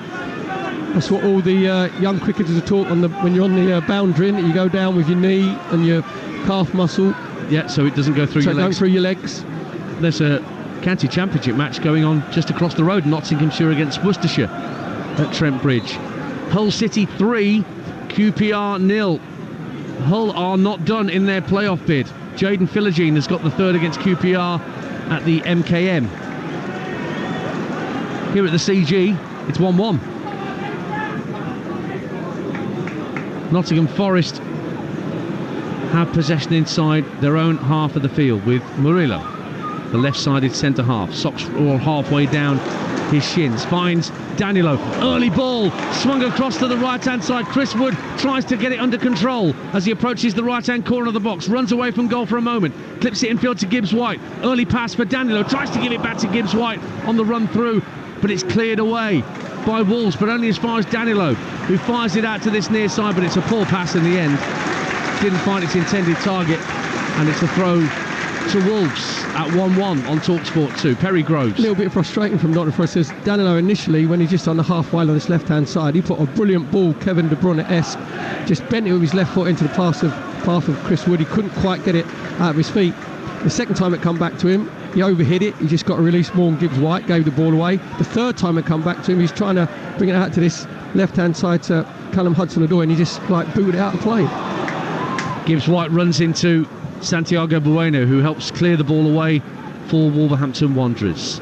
Celtic lead St Mirren in the Scottish Premiership in that battle for the title after that brilliant Glasgow derby last Sunday. Reo Hatate puts Celtic ahead against St Mirren. Cambridge equalise against Charlton, and here come Forest winning the ball back on halfway with Danilo, finds Gibbs-White, left hand corner of the area, faced up by Doherty, has to skip away from him and from Cunha, clips the ball neatly in field for Rayner. Rayner finds Danilo, a little impudent flick, almost trying to find Gibbs-White at the edge of the area, but Wolves were wise to it and got it half clear, but it's won back by Forest, and Rayner is fouled this time. And again, João Gomes has got to be careful because he was the aggressor and he's just been booked. It's a free kick to Forest, 1-1. It was really good defending from Santiago Bueno. He was in an unfamiliar position out on this right-hand flank for Wolverhampton Wanderers, 1v1 with Morgan Gibbs-White. Just made sure he showed him inside, showed him onto his right foot, managed to get the interception. Callum Hudson-Odoi for Nottingham Forest, lays it back to Danilo. And goes back to Danilo on this near side, just in front of Nuno Espirito Santo as he stands at the edge of his technical area. Hudson-Odoi finds Aina pushing in field, left-hand corner of the box. Gibbs-White out to the left wing for Hudson-Odoi. Checks back onto his right foot, shapes to cross, and then a left-footed ball in. Back to the edge of the area, deflected away by Gio Reyna. Doesn't go in, and it's cleared away by the boot of Tommy Doyle, 1-1. Yeah, it's good play from Nottingham Forest again down the left-hand side. Aina just starting to be a little bit influential, giving it to Hudson-Odoi, gets his cross in. Said there, come to Yates. Didn't really get right connection down, so he come to his left foot, sort of just hit it into the floor, and they Tommy Doyle to clear. Here's Morgan Gibbs-White, 30 yards out, tries to slip it into Chris Wood, comes back to Gibbs-White, goes down, Danilo! It's 2-1! Forest have turned it around! That could be one of the most important goals at the City Ground all season! Morgan Gibbs-White burst through the middle, tried to get on the end of it, went down under a challenge, but the ball broke for Danilo, who slotted it home neatly, and Forest have turned it around at the City Ground as they attempt to preserve their Premier League status for a second consecutive year. Massive goal for Danilo. Forest 2, Wolves 1. Really, really cool finish from Danilo. Morgan Gibbs-White just picking it up in that 10 position. He's just trying to roll it out to Chris Wood on his right-hand side. Then he rolls it into Danilo. Then it comes back to Morgan Gibbs-White. It's a sliding tackle from Matt Doherty coming in from Wolves' left-hand side. Puts it into the path of Danilo. Fantastic first touch with his left foot. Just cushions it out of his path. And then he just, cool as you like, side foots it past Jose Sarr. Gives him absolutely no chance whatsoever. Really cool finish from Danilo. That could be huge, not only for Nottingham Forest in this relegation battle, but also for those teams at the bottom as well. Nottingham Forest have turned this around from being 1-0 down, showed big heart, big spirit, brilliant finish from Danilo. And that prompts a double change for Wolverhampton Wanderers. Hugo Bueno and Hwang are coming on. Matt Doherty has been taken off, and João Gomes, who wasn't booked that long ago, he comes off as well. So Hwang back from injury. He's going to be partnering Matheus Cunha up front, because now Wolves find themselves behind in this fixture. Wolves had led through that wonderful Matheus Cunha individual effort in the first half. Gibbs-White with the equaliser right on half-time, and now Danilo with his second Premier League goal of the season has Forest in front. Oxford 4-0 up on Peterborough. That's Oxford United. I shouldn't forget there is an Oxford City who are at the bottom of the National League. The National, incidentally, the Grand National at Aintree has been won by Ian Maximus. But here's Hwang Hee-chan inside the area, goes down under the pressure of Murillo. No penalty, a wag of the finger from Craig Pawson in Hwang Hee-chan's direction as he went down. Now, as that happened, they disappeared behind a pillar in front of me at the Peter Taylor stand, but maybe Perry Groves had a better view. Well, Hwang Hee-chan actually shouldered Murillo off the ball, and as Hwang Hee-chan gets himself into the 18-yard box, Murillo just tries to get himself back goal side. And to be fair, there's no coming together with the legs, it's just the coming together with their shoulders. And Hwang Hee-chan actually loses his balance. Murillo makes sure he doesn't put the challenge in. Really, really good decision from Craig Pawson, who's in a brilliant position in the 18-yard box. Never a penalty. So the Grand National won by I Am Maximus at 7-1, Willie Mullins' horse. Delta Works second at 28-1. Minella Endo third, also at 28-1. Galvin was fourth at 40-1. I Am Maximus wins the National at Aintree. Hopefully you had your 50 pence each way on that. Did you, Perry Groves? I Am Maximus is one that I actually looked at, and the reason it is won is because I didn't back it. That's the spirit. That's what made this country great. I haven't bet on the Grand National since 2010 when AP McCoy told me that his horse had absolutely no chance of winning the Grand National. Yeah, you're right. I haven't bet on it since I was led away from... I was going to put a bet on Mr. Frisk in 1990. You romped it home. Never bothered since. And AP McCoy's horse, Don't Push It. Oh, yes. Romped it. Household name. Anyway, back here at the City Ground, Nottingham Forest 2, Wolverhampton Wanderers 1. On Talksport 2 in this dramatic promotion relegation Saturday afternoon with goals going in that means something everywhere. Forest having some defending to do because Sarabia pulls it back to Hwang at the edge of the 6-yard box. What a block from Omar Bamidele as Hwang tried to sweep the ball in at the near post. It's gone behind for a Wolves corner at the Bridgeford end. 2-1 Forest. Yeah, good play from Wolves on their right hand side. Just cut back to Hwang Hee-Chang, which is trying to let it roll across his body. He said there, Omar Bamidele comes sliding in. Fantastic block, corner for Wolves on their right. It's going to be taken by Pablo Sarabia, left-footed in-swinger. There's a Wolves love train around the penalty spot. In it comes, drilled to the far post by Sarabia. The heads go up, pushed out by the keeper, and tucked away. It's 2-2, and Cunha has his second of the afternoon. It was bundled home scrappily. Forest didn't deal with a corner from Sarabia.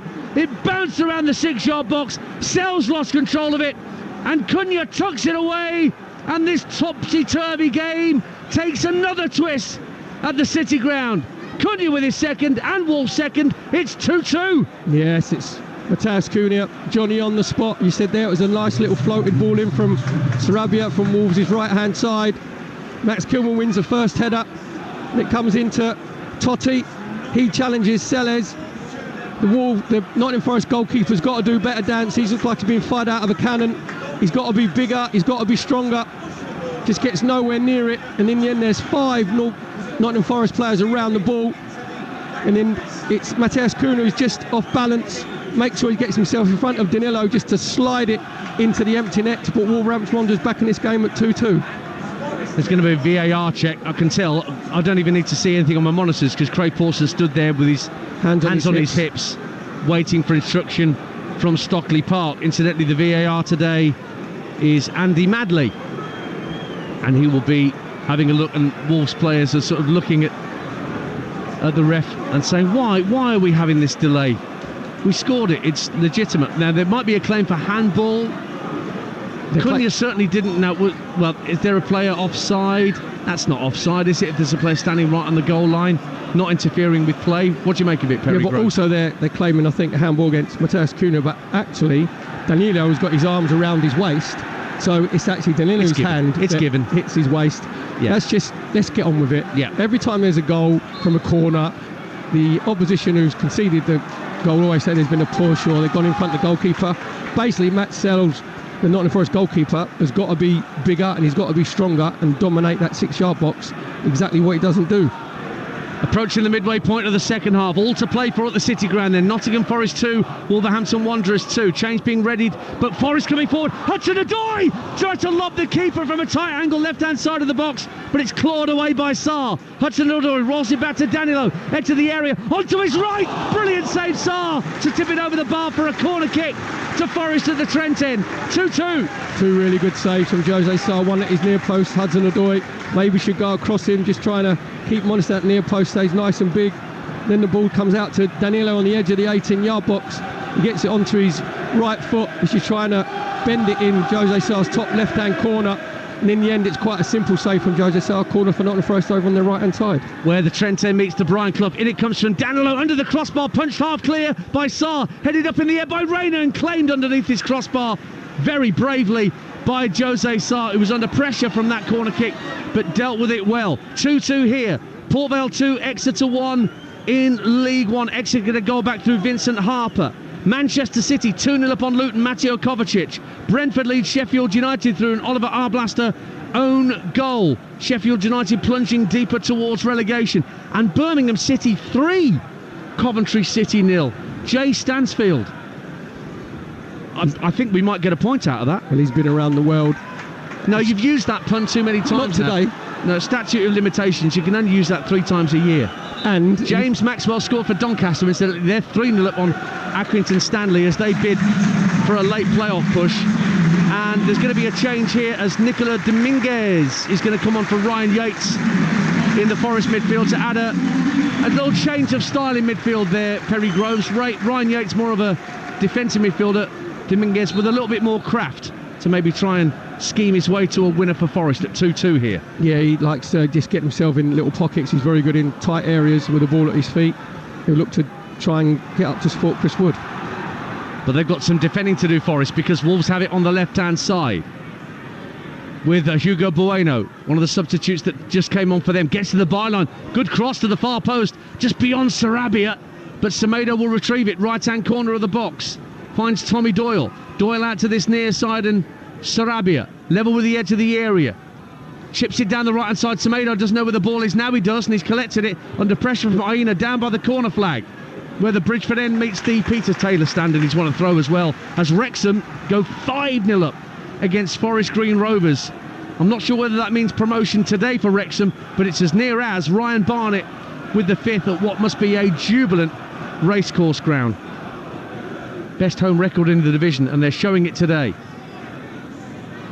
Here's Nelson Semedo for Wolves on this near side. Loses out. Danilo plays a little 1-2, but can't get the return from Gibbs White. So it just drifts out of play on this near side for a throw to Wolves at 2-2. And Brentford have doubled their lead at home to beleaguered Sheffield United. Mikkel Damsgaard. We saw Brentford last week, Perry and I, at Villa Park. Play pretty well in a 3-3 thriller. They're 2-0 up on the Blades at the G-Tech. Well, they showed a lot of spirit dance, didn't they? Because they were 2-0 down when Morgan Rogers scored the second goal, 46 minute? Just into the second half, looked like they were dead and buried, and all of a sudden they scored 3 goals in 10 minutes and got a brilliant 3-3 draw. Stevenage down to 10 men. They're trailing Burton at home by a 1-0, and Dan Butler's been sent off for Steve Evans' side. Back here at the City Ground, we are midway through the second half. In fact, we've got just over 20 minutes to play on Talksport 2, and it is all square. Semedo for Wolverhampton Wanderers at 2-2. Ball squirms through to Sarabia, loses out to Dominguez, who looks up and finds Wood on halfway. He lays it back to Dominguez once more in the centre circle. Options right and left. Plays it to his immediate right for Gio Reyna. Reyna out to the right-hand side, and Williams for Nottingham Forest. Gibbs White has gone out there to join him on that far side of the field for the hosts. Back it goes to Dominguez, and they're just slowing the move down for the moment, Nottingham Forest. Reyna out to Williams' right-hand side, level with the edge of the Wolves penalty area. 2 waiting for a cross in Wood and Hudson-Odoi, but it's not gone into the area. Instead, it's been worked back to Omabami Dele, and now back to the edge of the centre circle, and Murillo. He gets his head up, plays a central ball through the middle for Danilo, tried to get it up to the edge of the area for Wood, but it was won back by Wolves. But then Forest step in, Dominguez sliding in neatly, and now Aina has the beating of Hwang down the left-hand side. Great run, Ola Aina, but great defending as well by Nelson Semedo. Put shoulder to shoulder and made sure that ball went behind at the Trent end for a Wolves goal kick and not a Forest corner. 2-2. Yeah, it's unlucky from Aina. He's been influential in this second half for Nottingham Forest down this left-hand side. Goes on the outside of Wang Hee-Chang initially, then engages Nelson Semedo. You said their dance did really well with his body. Just made sure he lent into Aina, just eased him off the ball. Just looking at Wolves' dance, they've gone back to their favoured back 5 now, obviously with Semedo at right back, Bueno, Kilman and Totti, 3 centre halves, and Bueno over on the left-hand side at the left wing back. You're listening to Nottingham Forest 2, Wolves 2 on Talksport 2 with Now. Don't forget that with Now you can stream all the Sky Sports action like Bournemouth, Manchester United live today, contract free with a Now membership. Search Now Sports. And don't forget the game day phone-in with Jamie O'Hara, who had the right hump today after Tottenham got walloped at Newcastle, and Gabby Agbonlahor, who won't be happy that Birmingham are 3-0 up against Coventry. You can poke them both with sticks on 03717 22 33 44 from 5:30 on Talksport 2. Big goal for Gillingham against Barrow. They're 2-0 up, and Gillingham need to keep winning. 5 points off Crawley, and Rory Feely's given the Gills an own goal to help them along. Forest at 2-2, coming forward with Rayner, feeds it down the right-hand side of the box. Williams tried to pull it back when he could have shot at goal, and then he fouls the Wolves player who won the ball. Theatrical dive from Cunha down that left-hand side. Big goal for Sheffield Wednesday. They lead Stoke City by 1-0. Liam Palmer, that's massive for Sheffield Wednesday in their battle to beat the bottom, as Divock Origi's coming on for Gio Reyna for Nottingham Forest.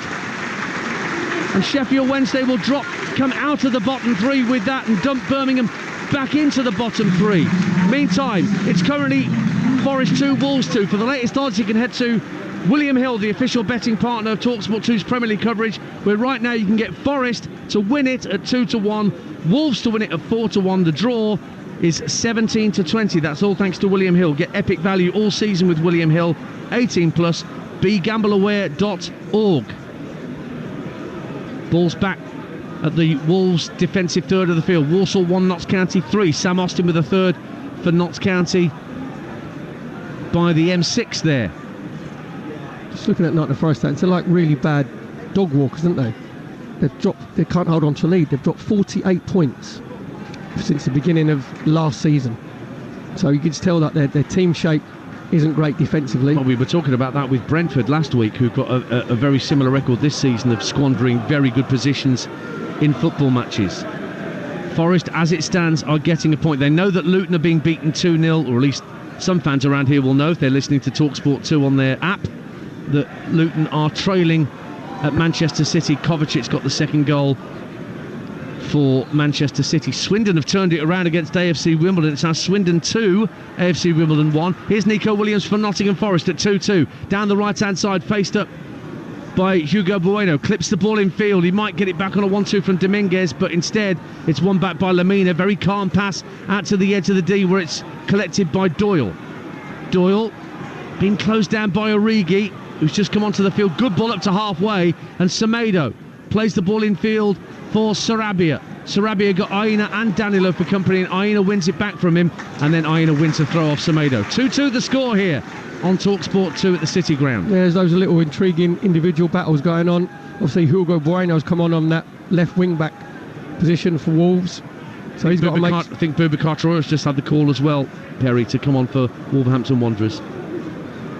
Obviously then some instructions. Yeah, exactly, because he's going to go into a midfield area where he'll add some fresh legs in there and try and get control back in the game. Forest in possession, left-hand side. Callum Hudson-Odoi gets into the edge of the area, plays a 1-2 with Gibbs White, has to run outside the box to keep possession. Williams calling for it on the far right-hand side. Might get it now from Omar Bamidele. He does. Level with the edge of the area. Onto his left foot, swings across in, headed away at the near post by Totti. And then there's a foul on a Wolves player, giving the visitors a free kick inside their own half. Port Vale have squandered a 2-0 lead as they bid to get out of trouble at the bottom. It's 2-2 at Vale Park. Exeter make it 2 apiece through Zach Jules.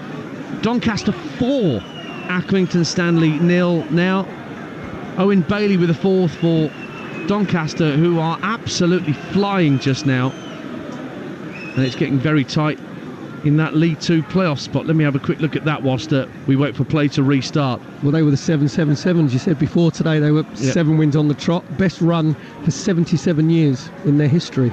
Well, Crawley are still 7th. Doncaster, they'll go up to 8th, just behind them, with that scoreline they're getting. And Gillingham are up to 9th as well. But Crawley, despite losing, are still hanging on to that final playoff spot. Swansea in the Championship lead already relegated Rotherham by 1-0. Andy Renomota, the former Reading man's, put the ball in his own net to give Swansea the lead at the Swansea.com stadium. 2-2 here on Talksport 2 in this really, really fascinating Premier League encounter. It genuinely could go either way with a quarter of an hour to play here, Perry Groves. Yeah, very much so. There's a lot of jeopardy still left in this game. And this is the great thing about the Premier League, because to be honest, Wolves, in the 11th position, Dance, when they're coming into this game, you'd say they have nothing to play for, but they've shown a lot of heart, a lot of spirit. They've got themselves back into it at 2-2 with the equaliser, Mateusz Cunha. He's just changed his position, Dance, as well, because Cunha was playing up front. He's now gone over to the left-hand side for Wolves. Wang Hee-Chang just playing up front on his own. Forest in possession. Gibbs White, lovely ball with the outside of his right boot out to the left wing for Callum Hudson-Odoi to have a run at Semedo. Left-hand corner of the box, gives it back to Gibbs White, lobs it over the top. Hudson-Odoi almost in, but great goalkeeping by Jose Sarr to come out and push it away. A lovely lob from Morgan Gibbs White to try and get Hudson-Odoi inside the area left-hand side. It almost came off for Nottingham Forest, but good goalkeeping. 2-2. Dance, that was a great little pitching wedge there from Morgan Gibbs White on the edge of the 18-yard box. Hudson-Odoi just played a little give and go with him. Semedo let him run, and he's tried to control it as it drops over his shoulder. Dance, he's got to volley it. As it drops over his shoulder, he's got to volley it first time. He lets it bounce. That enables Jose Sarr to come out and just smother the ball at the near post. Good little link-up play from, and I'm just looking at Morgan Gibbs White, and he's just screamed at Hudson-Odoi, why haven't you volleyed it? You're listening to Nottingham Forest 2, Wolves 2 on Talksport 2 with Enterprise Rent-A-Car. Whatever the mission, home or away, Enterprise helps over 120,000 people every day. Manchester City 3-0 up on Luton. Erling Haaland with a penalty to make it 3. Gillingham 3-0 up on Barrow as well. Conor Mahoney for the Gills.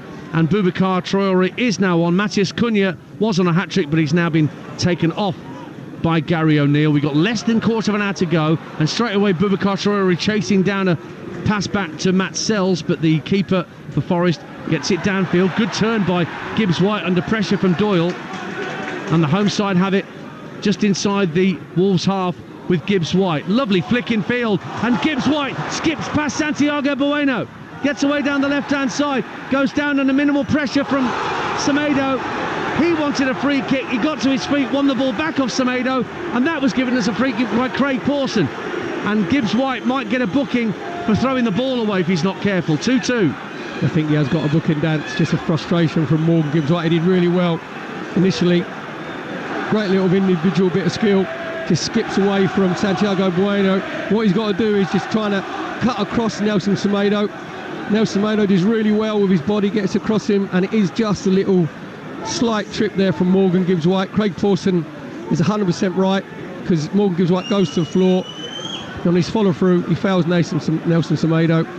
Morgan Gibbs White, it looked like, when he looked like he was going to boot the ball into the stand. He calmed himself down and threw the ball anyway, so I think we'll boot it. If you're going to get booked, you might as well get booked for something worthwhile. 2-2, less than quarter of an hour to go. Burnley have taken the lead against Brighton. Josh Brownhill for the Clarets. So at the bottom, Sheffield United bottom on 16, very much adrift. They're losing to Brentford at the moment. Burnley on 22 points. Luton losing at Manchester City on 25. And Nottingham Forest with a point here on 26, a point clear of the drop zone. Remember, they started the day outside the bottom three, only on goal difference. And they're coming forward down the left-hand side with Danilo, who got them level. Oh, he's gone down. I thought he'd hurt himself for a minute there. Stoke equalised at Sheffield Wednesday. In that battle at the bottom, Luke Cundle makes it Sheffield Wednesday 1, Stoke 1. And that might drop Sheffield Wednesday back into the drop zone if things stay as they are at Hillsborough. Here's Ola Aina for Nottingham Forest, level at left-hand side of the area. Danilo swings it across, it wouldn't find Chris, but it was good defending by Kilman for Wolves.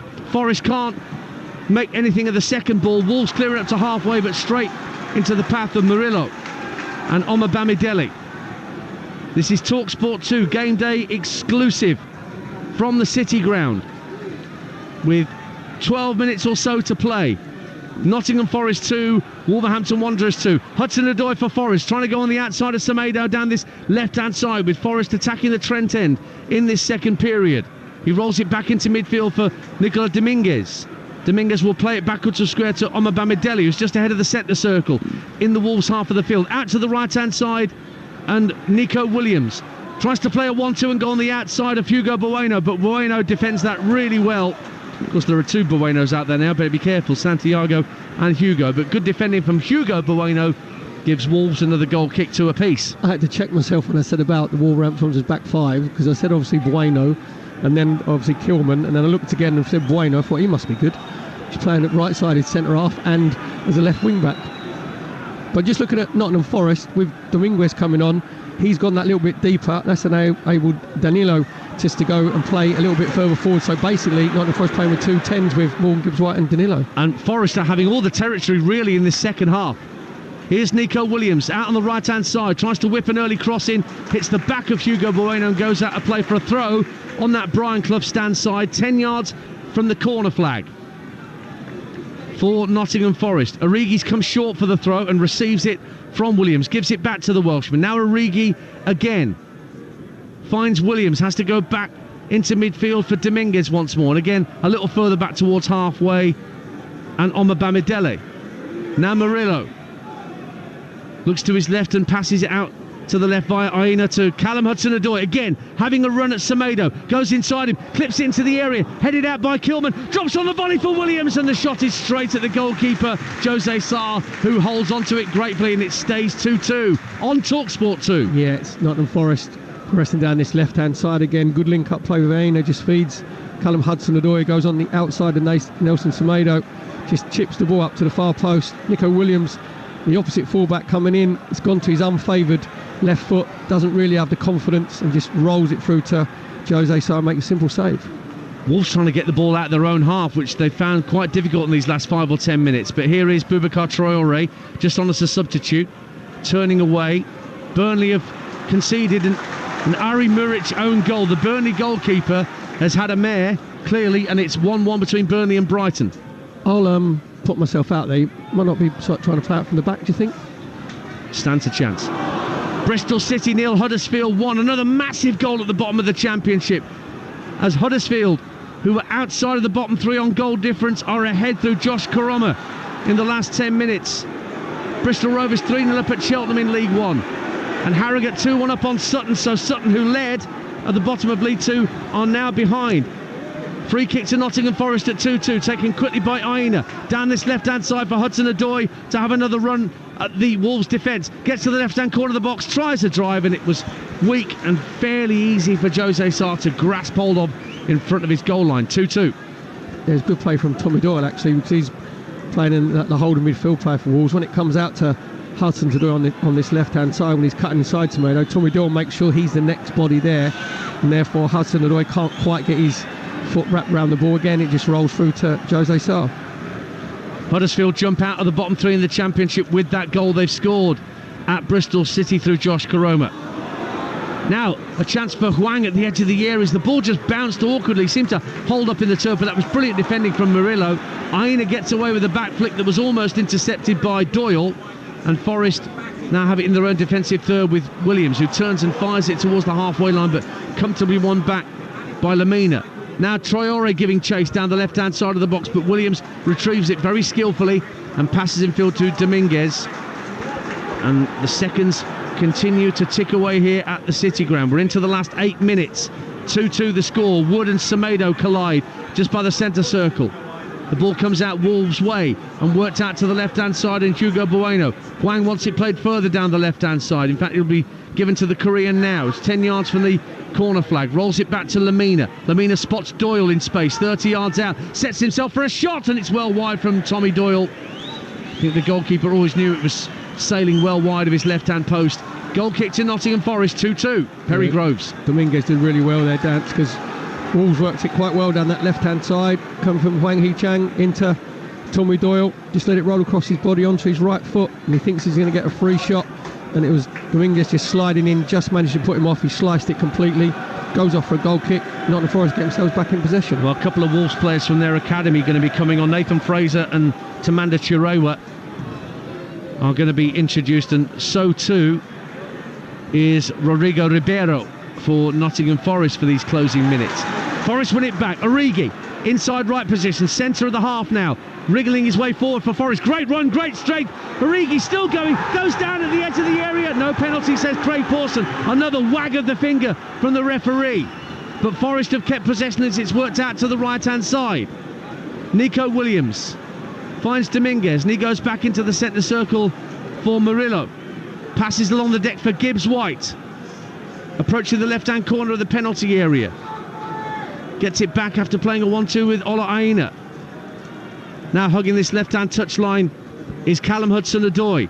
Rolls it infield to Danilo, who had put Forest in front in this second half. Hudson-Odoi hustling his way towards the left-hand corner of the box. Held up for a moment. Wants an option. The only option is Aina directly behind him. Chips it into the area. Chris Wood cushions it with his instep really nicely. Plays it back out to this left wing. And Callum Hudson-Odoi checks onto his right, tries to flick it into the edge of the area for Gibbs White. cleared away. Watford equalise at Southampton 2-2. Ismail Kone 2-2 here as well at the City Ground. Good ball into the area for Dominguez from Hudson-Odoi. Down the left-hand side of the box. Fires it across the 6-yard line. Williams takes a touch. Shot's deflected and goes out for a corner. Dominguez let it go behind for that corner kick to Forest at the Trent end. 2-2. Really good play from Dominguez, just making that run from the centre of the 18-yard box into that little inside left position. Gets his head up, just cuts it back. Chris Wood lets it go. Comes out to Nico Williams. Again gets it onto his right foot. Can't quite get a good strike through the ball, gets deflected. Corner for Nottingham Forest on the left-hand side. Exeter City have turned it around against Port Vale. Port Vale are going to stay in the bottom three. Port Vale 2, Exeter 3. Luke Harris. So the 3 changes, 2 for Wolves and 1 for Forest. They're going to have to wait here because it's Gibbs White with this corner at the Trent end where it meets the Peter Taylor stand. Down to my left-hand side. Right-footed in-swinger to come from Gibbs White. In it comes to the far post. Wood tries to get his head in it. There are enough Wolves players back to defend it, and he's gone behind for another corner on the far side of the field as Wrexham goes 6-0 up on Forest Green Rovers through Jack Marriott. Good goalkeeping and defending in the end from Wolves from that corner, Perry. Yeah, it was Santiago Bueno that time because Chris Wood looked like he was getting a free header. Good delivery from Morgan Gibbs White. Santiago Bueno made sure he tapped the ball.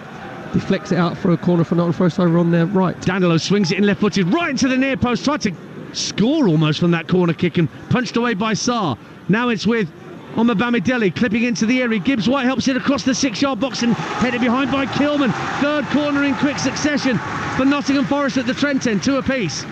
That's Danilo just trying to muster his James Ward-Prowse dance, and obviously they've done their research from last week where Ward-Prowse scored straight from the corner against Wolves, with Jose Sarr let it go over his head into the far post, so they're just trying to block Jose Sarr in, and he'll just feed it on top of him again. Danilo again, left-footed in, swinger again right under the crossbar, and it drifts all the way across the face of goal and behind for a goal kick, so that will allow the changes to be made by either manager. 2-2.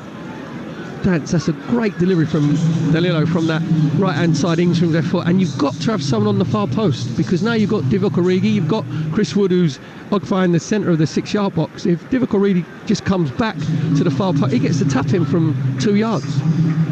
Couple of minutes to go. Nottingham Forest 2, Wolverhampton Wanderers 2.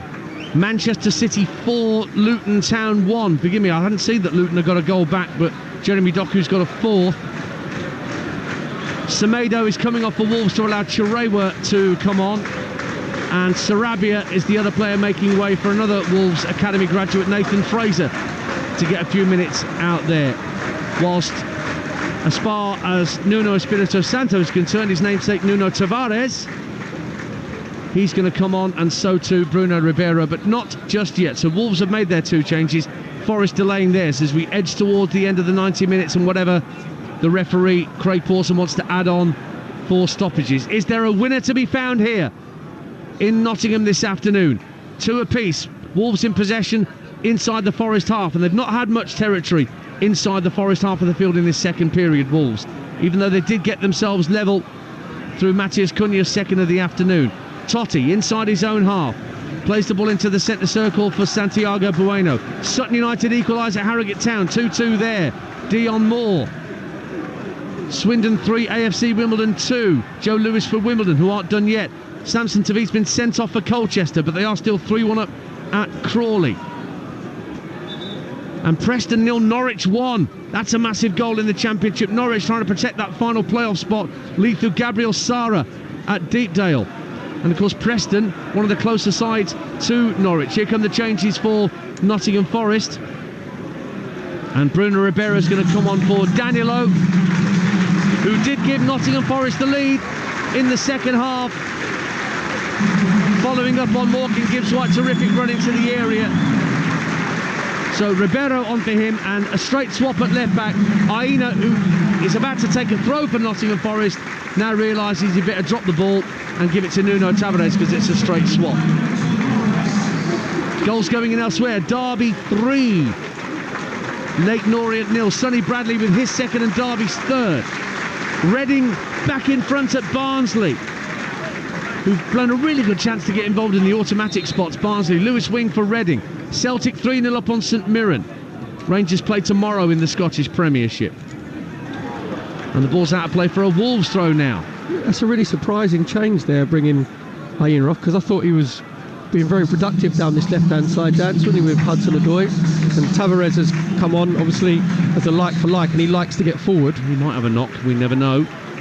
We are about to find out how much added time we have here in the second half. Ball's rolled back to Jose Sarr. The Wolves keeper has to come out of his area with Chris Wood herring down after him. It's a good clearance, and Chirewa almost onto the loose ball, but hooked away by Omar Bamidele. Now Ribeiro releases Origi. He's in behind Totti. Origi, oh, it's wasteful. So wasteful from Divock Origi inside the area. Couldn't decide whether to shoot or to cross. Got caught in two minds, and in the end did neither. As we move into 6 minutes of added time, that's a massive chance for Forest to win it through Divock Origi. 2-2. No confidence at all there from Divock Origi as he gets into the right-hand side of the penalty area. Brilliant ball from Ribeiro. Just frees him, and Dance, what he's got to do is he's got to take another touch and take a shot himself. Be brave, take responsibility, and just see if he can smash it across Jose Sarr, and then hopefully he parries it and Chris Wood taps it into an empty net. I said there, Dance, he's done neither. He's just made no decision whatsoever. Really frustrating. You said Nuno Espirito Santo put his hand in his head thinking that could be, you know, the one golden chance that we have. Well, we're into that 6 minutes of added time here at the City Ground. 2-2 the score on Talksport 2. Looks like Lincoln's long unbeaten run of 16 games is about to be ended. They now trail at home to Wigan Athletic. Charlie Hughes for the Latics. Motherwell 1, Hibs 1 in Scotland. Wickham 2-0 up at Shrewsbury late on. Barnsley equalise against Reading. That's now 2-2 at Oakwell in League One. And a foul on Mario Lemina gives Wolves a free kick inside their own half at 2 apiece. Don't forget the game day phoning coming up on Talksport at 5:30 with Jamie O'Hara and Gabby Agbonlahor. You can call or WhatsApp on 03717 223344. And our next live football is Monday night in the Premier League. We'll be at Stamford Bridge from 7 o'clock on Talksport for Monday night game night, Chelsea against Everton. And I wonder what Everton are making of this point that Nottingham Forest are getting this afternoon, and whether that's actually done them a bit of a favour, because they were in front, of course, Forest here. Well, they showed great spirit, Dan, didn't they, to get themselves back in front from being 1-0 down from Mateus Cunha's brilliant individual goal, scoring just before half-time from Morgan Gibbs-White, and then Danilo putting him 2-1 up. But then it's just a lack of concentration. Poor clearance from Tavares. Hwang, right-hand corner of the box for Wolves, trying to wriggle his way into the area, but Tavares atones for the error, and then Doyle can't keep it in play, and it ends up being a goal kick for the home side. Mansfield 3-1 up at MK Dons. They were behind in that game, remember, Mansfield, but Davis Keeler-Dunn has his second of the afternoon, and Mansfield's third, so they retain third spot. In fact, it's 4-1 now to Mansfield. James Gale has got a fourth for the Stags. Stevenage 1, Burton 2, maybe too late for Stevenage. Manchester City 5, Luton 1. Josko Gvardiol gets a rare goal, the Croatian, up from the back. And Grimsby 3-0 up at Crewe. But stoppage time being played out here at the City Ground. It is 2-2, and Forest trying desperately to get the ball back into their own possession so that they can try and force a late chance here. Nearly 3 minutes of the minimum 6 have gone. Forest, as it stands, are going to be a point clear of the bottom 3, but they wanted to be so much more than that, and they were in front here. And now they're having some defending to do as Hwang comes away down this near side but can't keep the ball in play, and it's a throw for Nottingham Forest. But a bit of urgency required. You can hear the fans, Perry Groves, telling those Forest players to get on with the throw quickly and get the ball downfield. Yeah, very much so. Obviously you've got Divock Origi on the pitch now with Chris Wood, and I would be just wanting to get the ball forward as quickly as possible. Dan, sometimes you've got to change your tactics, go a little bit of route one, see if you can put Wolves back 5 under a little bit of pressure. Up on halfway, Lamina wriggles his way clear of Morgan Gibbs-White, but Williams hits the ball against him, and that's a very, very calm header back to his keeper by Andrew Onabamidele, knowing that he had Nathan Fraser breathing down his neck. Up it goes to halfway. Forest try and bring the ball clear, but Morgan Gibbs-White overhits the pass intended for Tavares down this left-hand side. It's a throw to Wolves, and they will take their time over it to get it back in play. 2-2. Little bit of frustration there from the Nottingham Forest supporters. They thought they could have a little break down this left-hand side with Tavares. It's on halfway, it's flicked on, it might make its way through to Chris Wood. It doesn't, but it breaks on halfway for Gibbs-White. slightly lazy flick in field, trying to find Origi.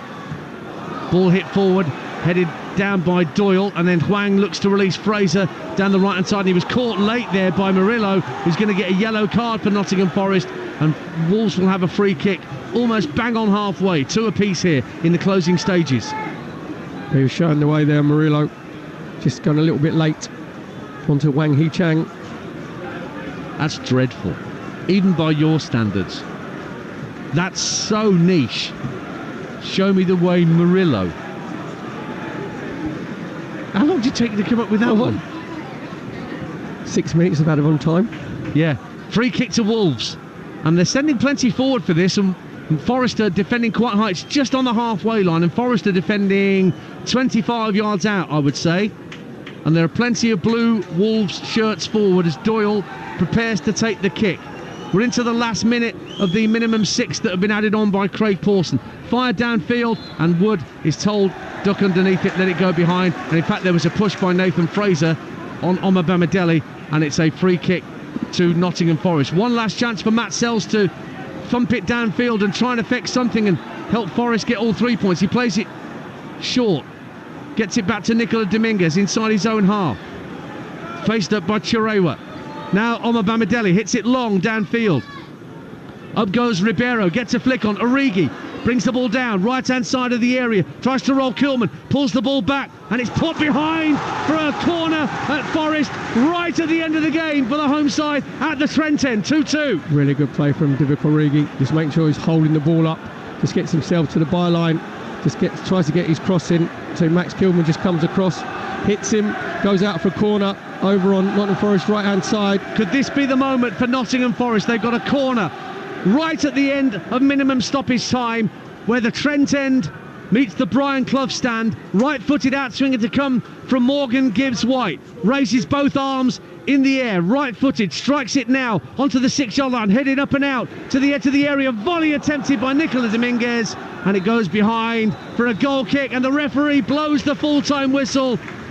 Honours even in the battle between East and West Midlands, and the point that Nottingham Forest have earned here gives them just a little bit of breathing space above the bottom 3. They were behind in the first half to Matthias Cunha's brilliant individual effort.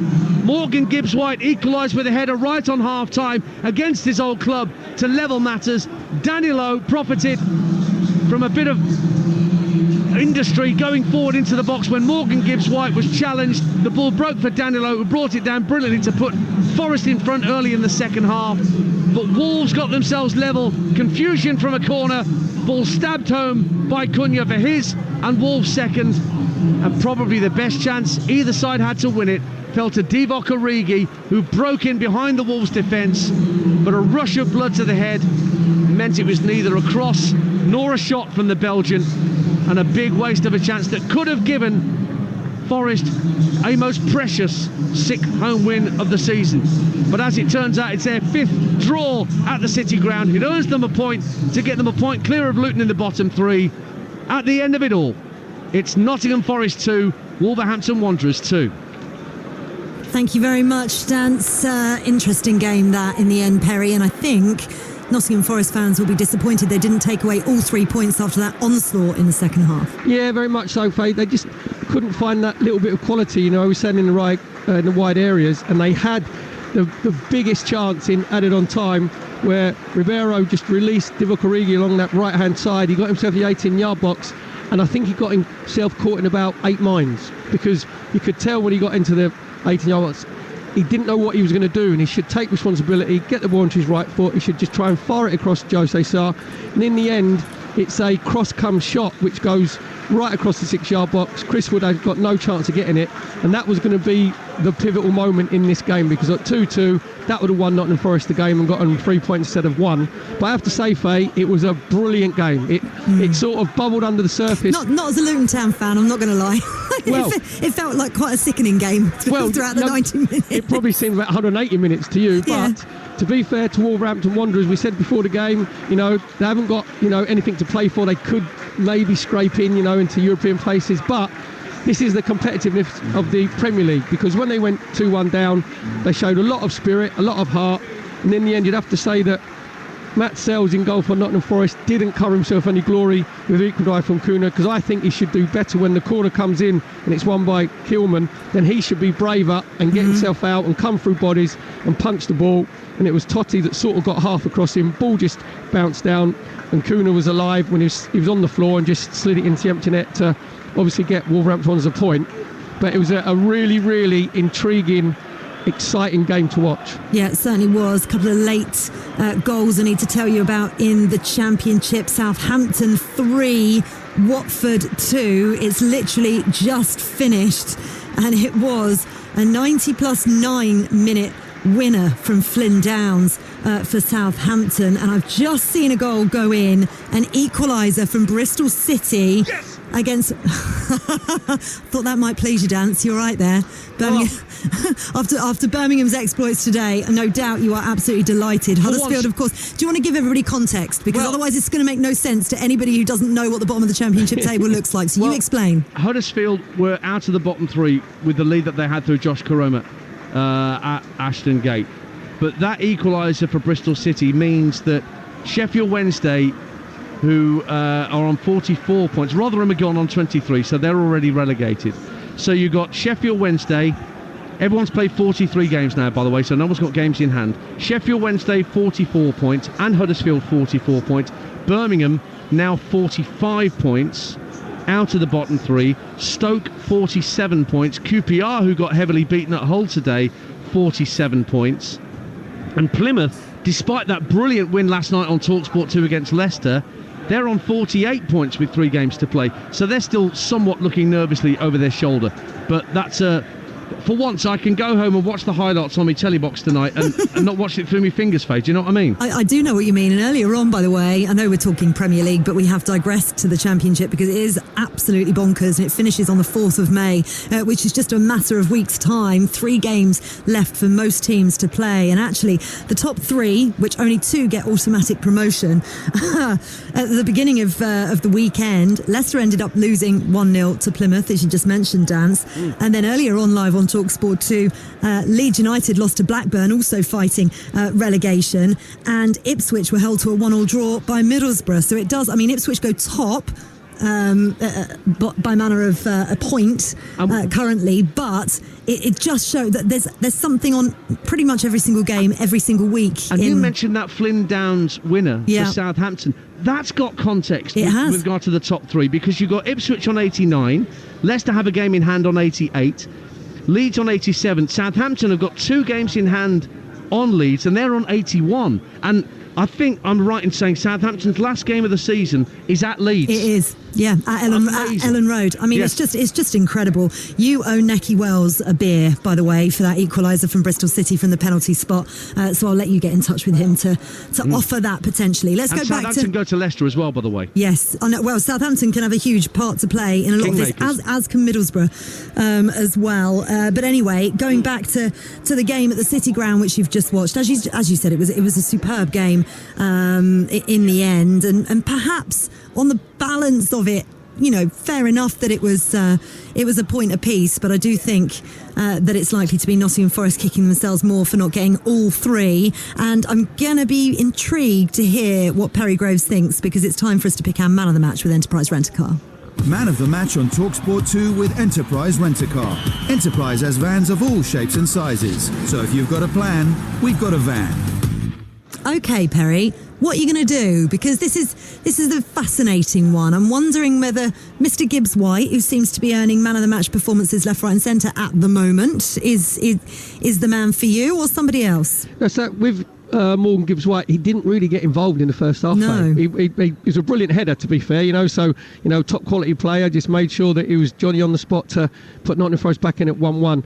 There was good performances, I thought, from Nottingham Forest. I thought Aina was very good down the left-hand side for Forest in the left-back position. Danilo then went and played in sort of a double 10 alongside Morgan Gibbs-White. He started to get a little bit more involved, but I have to say, there's only one player that I can really give it to, and we said before the game that Wolverhampton Wanderers had missed him, Matheus Cunha, when he's come in. Obviously, he's got his brace, he's got his 2 goals. The first goal was an absolute worldie. I mean, he might have even got that even if he'd had an absolute stinker in the whole game, because Jose Sarr, the Wolverhampton's goal, will probably get an assist because he rolled it out to him in his own half. He ran fully, it's not an exaggeration, 70, 80 yards up the left-hand side. And Omar Bamadeli should do better, so should Jakes, but he cuts inside, then puts his laces for it and gives Matt Sells absolutely no chance high to his left-hand side. And then he gets the scrappy equaliser where he's Johnny on the spot, on the 6-yard box where he just sort of sweeps it home. So, for me, it's just showed how much, and I'll guarantee you Gary O'Neill will say that after the game. No frustration having we said about Pedro Neto, Hanky Chan came on, and Mateus Cunha had been injured. Just shows you how much they've missed him. And he got his 13th goal of the season, got Wolverhampton Wanderers a deserved 2-2 draw. So Mateus Cunha will be my man in the match. I think that is very well deserved, and actually Wolves looking good for a top 10 finish now that they're starting to get some of their injured players back again. That was our man of the match from today's game with Enterprise Rent-A-Car. Man of the match on Talksport 2 with Enterprise Rent-A-Car. From the best lineup in the UK, Enterprise has 450 branches with all the vehicles your business needs. Perry, Dance, it's been an absolute pleasure, as it always is on a Saturday afternoon with the two of you. Safe journey home. Cheers, mate. See you later. Another day of twists and turns on the Talksport network. We rounded up the championship action for you. But what a day it's been again in the Premier League as well. Manchester City go top of the table after a 5-1 win over Luton Town, with Liverpool and Arsenal in action tomorrow. Earlier, Tottenham missed the opportunity to go fourth after a 4-0 defeat away at Newcastle. Brentford, though, moved 7 points clear of the relegation places after a 2-0 win over Sheffield United, who are now 10 points from safety. Fellow relegation strugglers Burnley earned another point, holding Brighton to a 1-1 draw. But at the City Ground, Nottingham Forest missed the opportunity to pull 3 points clear of the relegation places. They do move, though, a point above Luton Town onto 26 points after a 2-2 draw with Wolves.